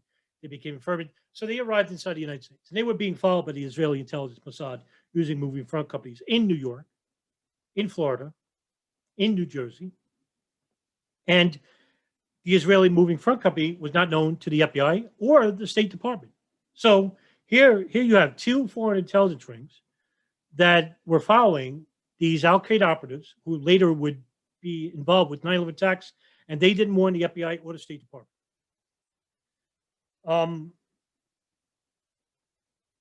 The operatives, Marwan al-Shayhi, other muscle hijackers that were involved with the plot of 9/11, their applications were sent to the Riyadh consular station. And in charge of this was J. Michael Springman. J. Michael Springman denied a lot of these applications because they were incomplete. Some of them, they couldn't even speak English. Some of them didn't have money, didn't know where they were going, couldn't name the cities they were going to the United States, and they were on pause. However, this order was overridden by J. Michael Springman's superior, Shania Steiger. Shania Steiger was basically a consular official and also somebody who had contacts with the CIA.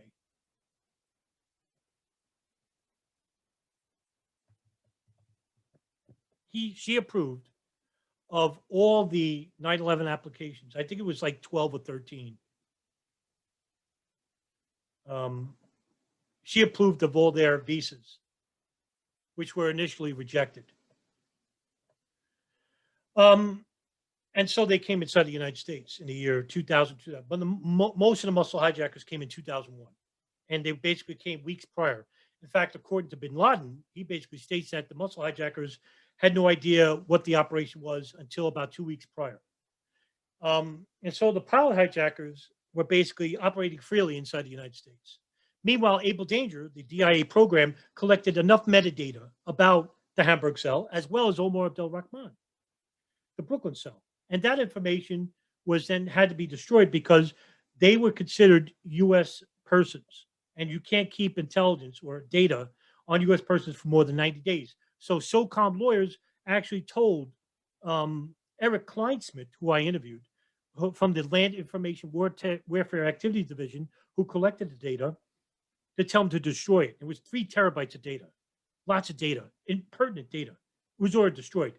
And so Lieutenant Colonel Anthony Schaefer, who was also into counterterrorism in Germany and Spain, basically, along with Kleinsmith and the rest of the Able Danger team, there was like 6 people in the Danger team, they made charts, and the charts were provided by Orion Scientific. They created charts of Bin Laden's connections to terrorists all around the world. And it was bigger than what they thought. And this information was basically not shared with anyone outside of the agency. Same thing with the CIA's Bin Laden News Station. The information, and it was coming in piles of it. Thousands of files coming in from foreign intelligence about these hijackers inside the United States pre and post 9/11, pre 9/11, years prior. Intelligence that they wanted to hijack these planes. The FBI, they were good foot soldiers. You know, I hear this conspiracy about the FBI basically, are basically just part of the government. They're all in on. No, they were foot soldiers. Robert Wright Jr. of Chicago, Colleen Rowley of Minnesota, Harry Samet, Minnesota, Ken Williams of Phoenix, Mark Rossini, Doug Miller, Ed Getz, Margaret Gillespie, New York, Frank Pellegrino, New York, Jack Clunan, John Antisev, Leo Napoli, dedicated, John O'Neill. God, I love that guy. Arrogant, but damn, Ali Soufan, all these guys, basically the FBI, who were trying to warn their superiors about something coming, something big. But they didn't know why, and they weren't getting help. They weren't getting it from the CIA. They weren't getting it from the Defense Intelligence Agency. They weren't getting it from the NSA. And they certainly weren't getting it from the Saudis or Israelis, because they didn't even know they were inside the United States to begin with. Nobody told the FBI anything. And that's the problem. Whether it was deliberately not shared with them, I can't tell. I can't make that distinction because that's speculation. Weeks prior to the attacks, the intelligence were coming in as something big was happening. The CIA finally holds a national security meeting. Richard Blee Tenet warns Condoleezza Rice, Richard Clarke, that they had actual intelligence that there were terrorists inside the United States, but they never told them who their names were. These bastards who didn't share, even in August 6, 2001, didn't share this information. I mean, August 16th. But there was an August 6 PDB, a presidential daily brief that was directed to George Bush. It was given to George Bush. Now, George Bush was at his Crawford Ranch in Texas. He was not at the White House. He was on vacation for the next few weeks. And the CIA held meetings with him. Now, George Tenet would later testify that he wasn't there, but it came out that, yes, he was there. And the August 6th brief was Bin Laden determined to strike inside the United States. This was important. Okay, this was the information given to them by Ahmed Rassam, the information that was coming in from the FBI, that Bin Laden wanted to attack inside the United States. The headline, Bin Laden determined to strike in the U.S. Condoleezza Rice would later say that Bin Laden, the heading was Bin Laden determined to strike the United States. So they neglected the warnings. Richard Clarke, National Security Council, head of the National Security Council, tried to warn the Bush administration, who won the presidency in 2000, tried to warn the administration about the dangers of al-Qaeda. They didn't want to hear it. They didn't think it was important enough.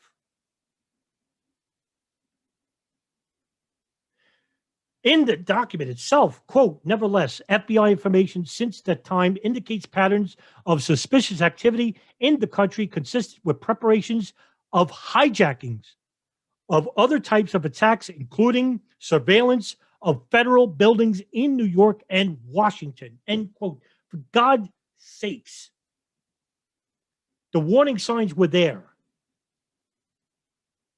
And these intelligence agencies from Israel and Saudi Arabia are not held to account for what they've done. They weren't even truthful about it. On September 9th, 2001, Ahmed Shah Massoud was assassinated when two men posing as cameramen from Algeria, who were basically al-Qaeda operatives, blew up the camera. Inside the camera was a bomb. killing Ahmed Shah Massoud. And I think this was basically Bin Laden's idea of the Taliban protecting al-Qaeda from what was about to come. Protection from the United States. The response that was going to happen. On September 10, 2001, it was reported by security officials at Logan Airport that 6 men tried to enter the tarmac of Logan Airport the night prior to September 11th.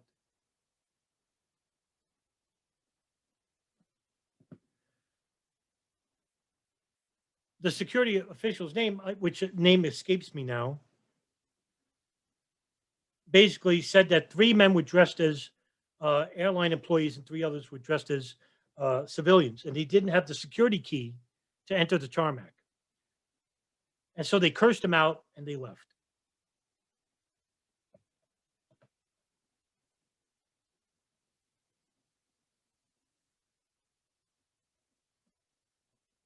In return, on September 10th, Ziad Jarrah, on September 8th, Ziad Jarrah rents a hotel, Days Inn Motel in Jersey. He rents a room for himself, and the 3 muscle hijackers that are with him are rented a room for them. Now, this is particularly weird because none of the pilot hijackers live separately. Ziad Jarrah lived separately even while he was in Germany. Nobody knew who he lived with. He didn't live with his girlfriend, Aziel Senguin, who he met in Hamburg. He didn't live with her, and he never lived with any of the, he was never seen with any of the hijackers except for one time. And there was a video of him and Muhammad Atta at Tarnak Farms. Now, there's no sound, but there is real video of Ziad Jarrah and Muhammad Atta.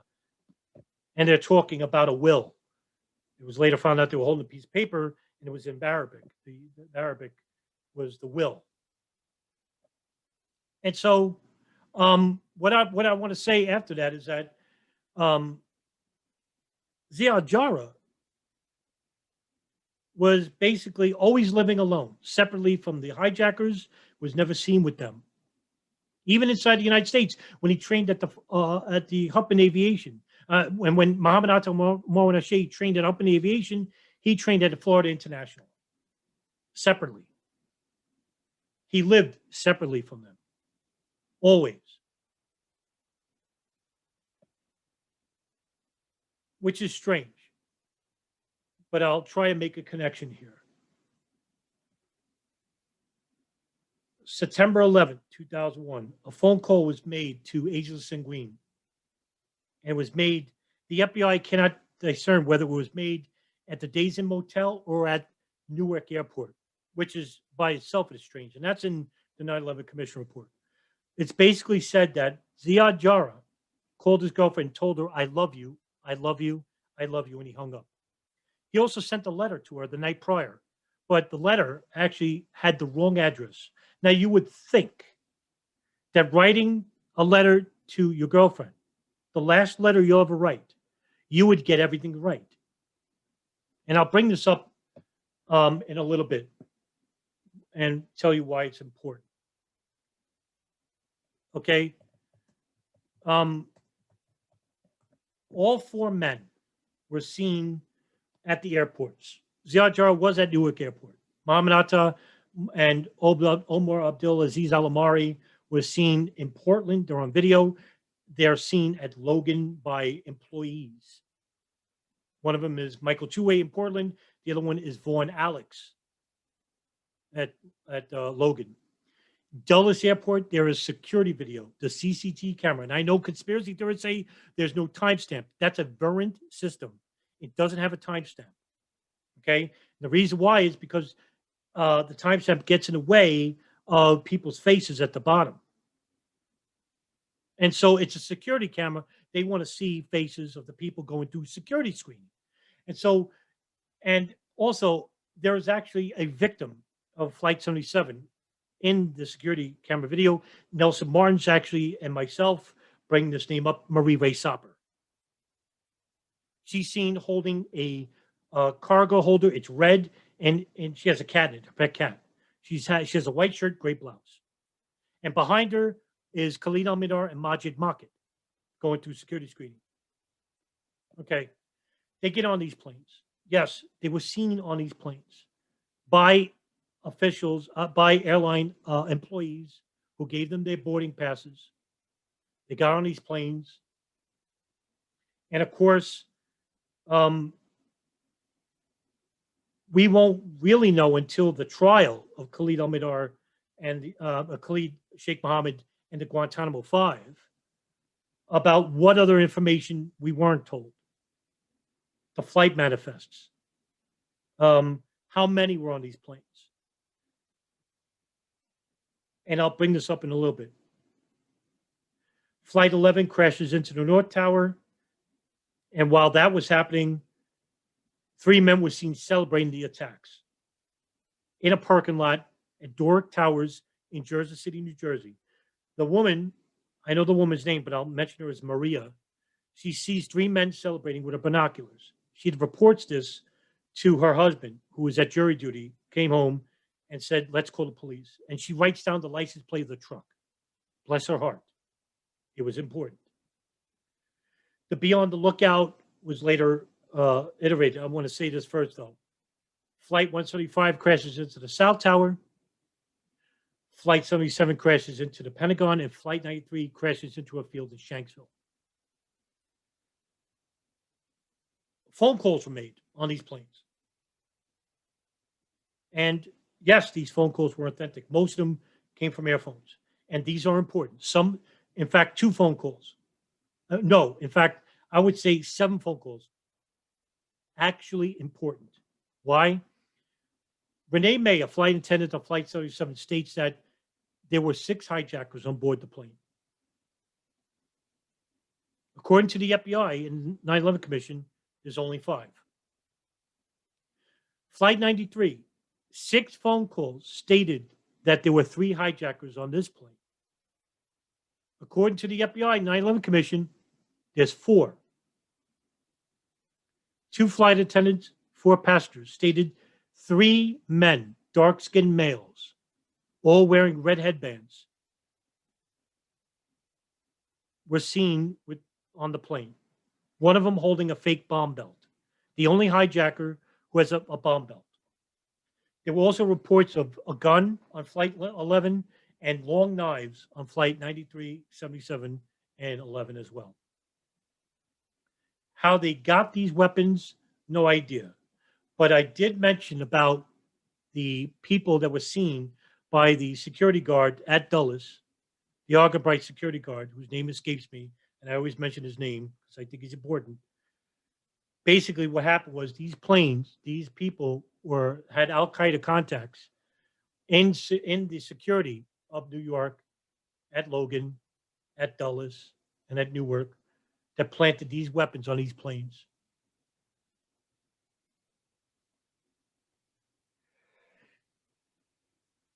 The phone calls afterwards were basically not given the attention it deserved by the FBI or the 9/11 Commission, or they were ignored by the FBI because it went against the official narrative of the amount of hijackers on these planes.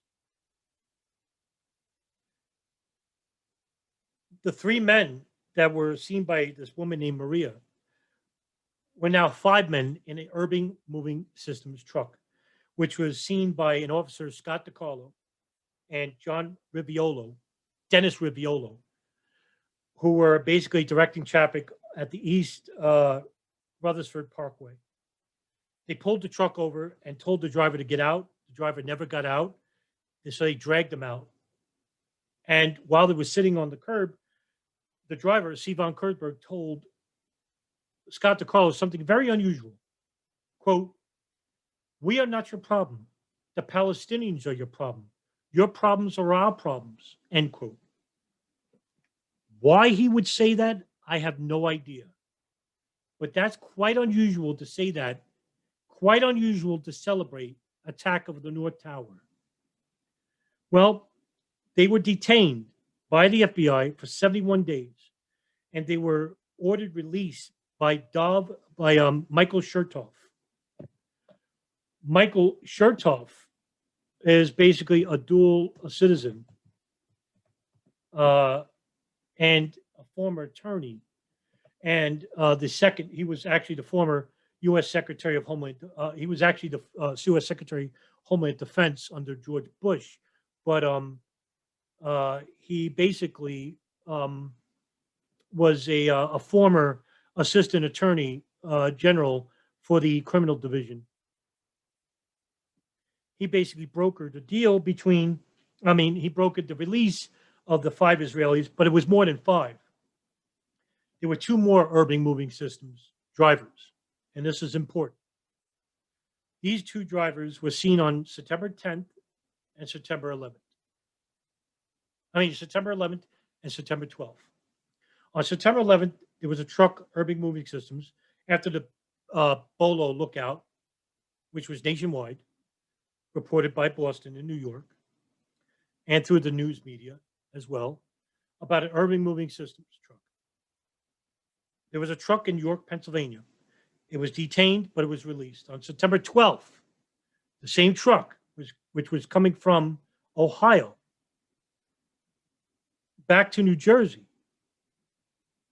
basically was pulled over by Pennsylvania State Troops, and they said to the driver, "Where are you coming from?" He said, "We're coming from a client." And they looked in the truck and it was empty.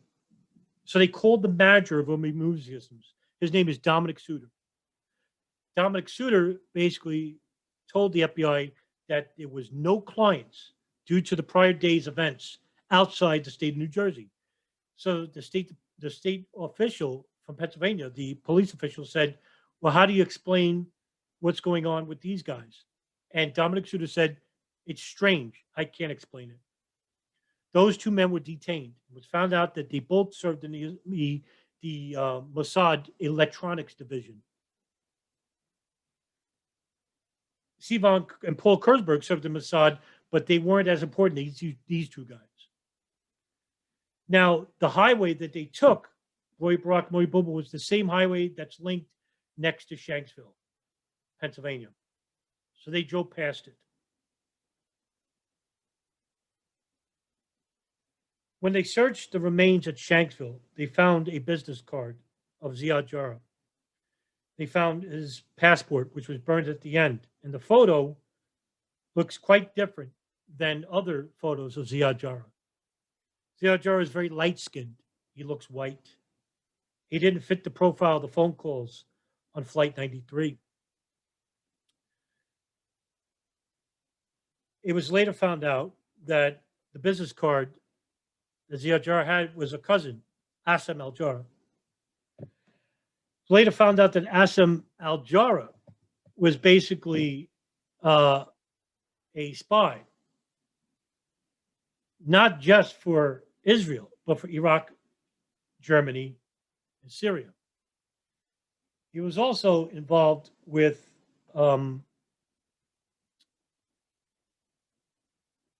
other operations as well.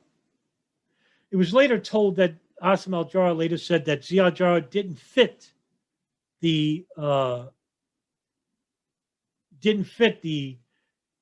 background or the profiles of an Islamic terrorist. He would be right. Ziad Jarrah never did. A lot of these pilot hijackers had a lot of suspicious activities around them.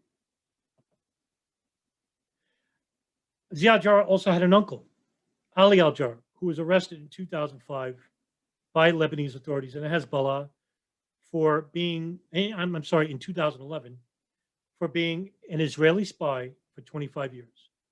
He has a brother, Joseph al-Jarrah, who is suspected of being a spy for Israel for 10 years.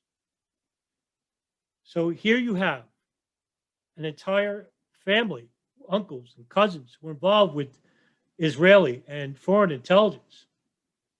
Meanwhile, Al-Qaeda, who's supposed to be doing security on these profiles of the people involved with the most important attack inside the United States, and they didn't notice this? Asim al-Jarrah also, there was a code name, an operation involving Abu Nidal, August 20th of 1988, an attack on Lufthansa Flight 651 from Athens, Frankfurt. The code name of the operation was Jarrah. My speculation is this, that Ziad Jarrah was an Israeli asset or spy that infiltrated the Plains Operation Group and the Hamburg cell and had collected primary information which was helpful to Israeli intelligence about the operation that was going to take place right down to the day of the hijacking, because he is seen at Newark Airport. The only thing that makes me think that he could have been on a plane was because he is heard, his voice is heard on the plane as saying that the plane was being hijacked twice. So whose voice is that? Was it his voice? Was he really in the cockpit? Because there's two men in the cockpit, one outside the door, according to the victims' families who heard the cockpit voice recording because it survived Flight 93. The transcript is public, the voice is not. And according to the voice recording, the passengers did create a revolt and they killed the guy outside the door. And so they bashed the cockpit voice, the cockpit door with the food cart. But the person sitting next to the pilot is saying to the pilot, Saeed, up, down the plane, Saeed, up, down. It says it right on the transcript. Well, there is a muscle hijacker named Saeed Al-Ghamdi is on the plane. What's he doing in the cockpit? What's he doing flying the plane? The other three hijackers are Ahmed al-Nami and Ahmed al-Hasnawi. Three men, all three are dark-skinned. Take a look at their photographs. And take a look at Ziad Jarrah. He looks white. And they're the only ones of the hijackers who are wearing red headbands. Now, the other hijackers wore red headbands. They actually told the passengers on the plane that they were going to crash the plane into the Capitol. There was another report of the FBI report saying that they were going to crash the plane into the White House. There was another report on Flight 93 that they were going to crash into the ground. Why would they announce their plans to crash, knowing that this would cause an uproar and a revolt? A lot of questions and answers. What came after 9/11 was even far worse than 9/11. The invasion of Iraq, which had nothing to do with 9/11, which were implicated with the anthrax attacks and, of course, the torture of a Libyan terrorist, Sheikh Ibn al-Libi, who basically told his torturers anything. And what he told them was that Iraq was in cahoots with al-Qaeda and making chemical weapons.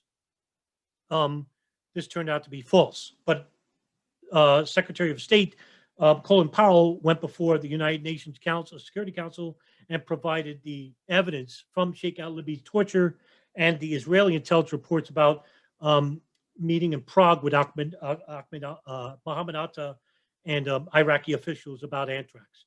All that was false. So we went to war on false information. George Bush, Dick Cheney, the vice president, Don Rumsfeld, Paul Wolfowitz, the authors of the Wolfowitz Doctrine, the authors of the PNAC document, PNAC, Project for a New American Century, which was basically a neoconservative think tank that focused on U.S. foreign policy regarding the Middle East and the Pentagon.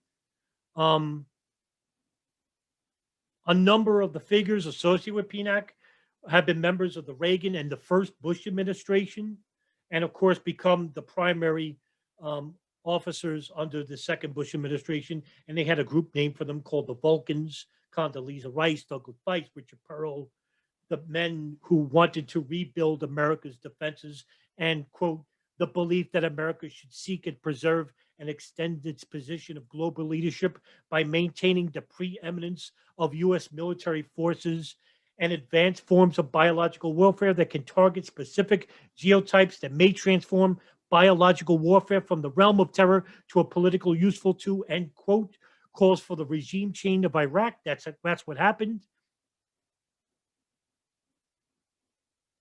It was the ideology of Oded Yanon and Paul Wolfowitz and Leo Strauss and the Likud party of Israel and the Wahhabi ideology of Sayyid Qutb, which gave them the permission to attack these groups on the fake war on terror.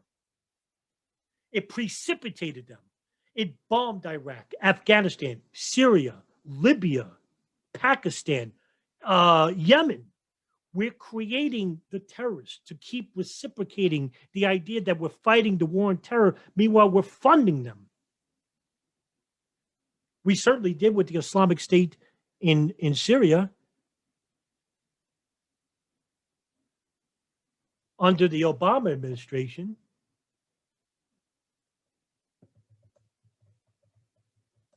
By arming jihadists, Timber Sycamore, a classified weapons training program by the U.S.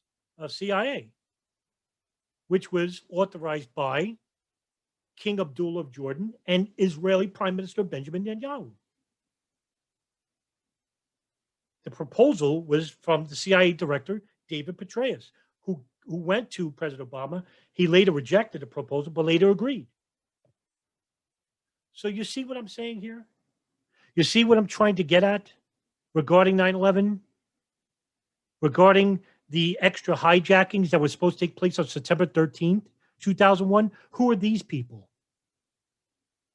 The potential hijacking of Flight 23, United Airlines Flight 23, which was supposed to take out of JFK and land at LAX airport, which basically didn't because the CEO, Gerald Arpey of United Airlines, wanted no planes to take off once he heard that 175 crashed into the World Trade Center and that Flight 93 was missing.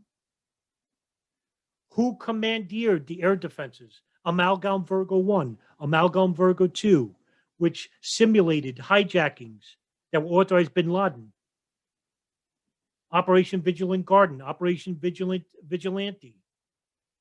All these air defenses, which were away from the cities that were under attack.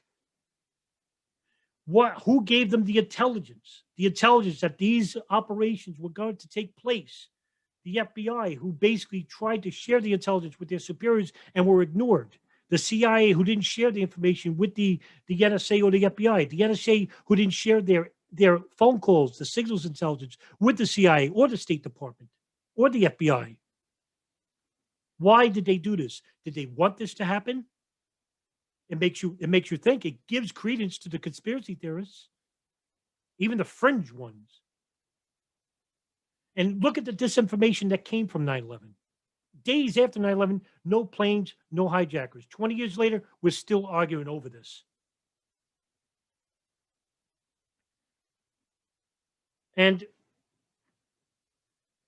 what came after 9/11 was worse than 9/11 because what we're seeing is the ripple effects. The ripple effects of an attack that didn't have to take place.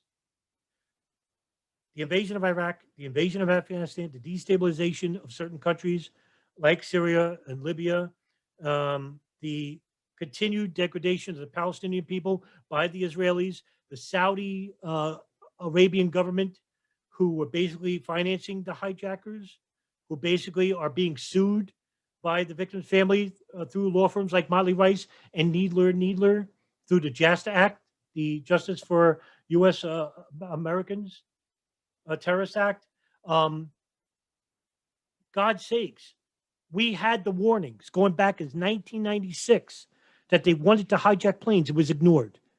And when the 9/11 Commission and the Joint House Inquiry were opened and commissioned, they were basically dealt a losing hand. Why? Because in charge of the 9/11 Commission was friend to Condoleezza Rice, Philip Zelikow. And they basically ignored the Able Danger program, which was basically elucidated by Lieutenant Colonel Anthony Schaefer, to Philip Zelikow in 2003, and they promised him that they would use that information in the Live Commission. They never did. And when Kurt Weldon, the Democrat from the Republican out of Pennsylvania, called a commission staffer, Chris Kojum, about why they didn't use the Able Danger program, Chris Kojum told Kurt Weldon's staffer, quote, "It's not the story we wanted to tell," end quote. And that's a direct quote. So 9/11 Commission, basically, yeah, set up to fail. I agree. The information that wasn't used, the secret behind the doors interviews of George Bush and Dick Cheney, which wasn't dictated. Thomas Drake, former senior executive of the NSA, told congressional staffers that the NSA had so much metadata on the hijackers years prior to the attacks, it was never shared because it wasn't read, according to the NSA. They had so much metadata, it wasn't read. So you're telling me the most important operation, which was the Yemen hub in Yemen, the Ahmed al-Hada home, the primary source for Al-Qaeda communications, the information was never read? I find that to be nonsense. The CIA, nobody was fired. The information that was never shared with the FBI was later shared with Ali Soufan on the day of the attacks. A CIA operative went to Ali Soufan and showed him photographs of Khalid, of the people at the Al-Qaeda Kuala Lumpur meeting. Sally Soufan looked at those photos, became sick, and threw up in a bathroom. Why wasn't this data shared with the FBI? Because they could have monitored these hijackers inside the United States. They could have done it if that information was shared by the CIA, by the Israelis, by the Saudis, by the NSA. There's your suspects. There's your people. But if you don't believe in hijackers, you don't believe in hijacked planes, none of this exists, what I talked to you tonight. And I have to apologize that, yes, this was long-winded, but it's basically a timeline of what led to the 9/11 attacks and what came afterwards. And I left out a load. I left out a lot, but there was a lot to talk about here, and it's needed to be said. I always thought about doing this, but I had the time tonight, and I wanted to tell you this, and I hope it makes sense, and I hope it reverberates with you, because you, as investigators, can now look into the information I provided here, and you can open up your own inquiries and your own investigations, because all of it is true. I don't like lying, and I don't believe in speculation. And, the only speculation I'll do is with Ziad Jarrah being a contact for Israel. And, I think he's alive. I don't think he ever got on that plane. I think the other hijackers did. Did Mohammed Atta did? I don't know. I can't tell you. But I could tell you this. I don't think Ziad Jarrah ever got on that plane. I don't think he ever did. And I think he was the Israeli mole that was needed to infiltrate this group, to know what this operation was, and to have the operation unobstructed, uninterfered with by domestic intelligence, and to allow the operation to manifest itself, because what came after 9/11 was beneficial to three countries: the United States, Israel, and Saudi Arabia. I'm Adam Fitzgerald. That's the end of the Darkened Hour episode.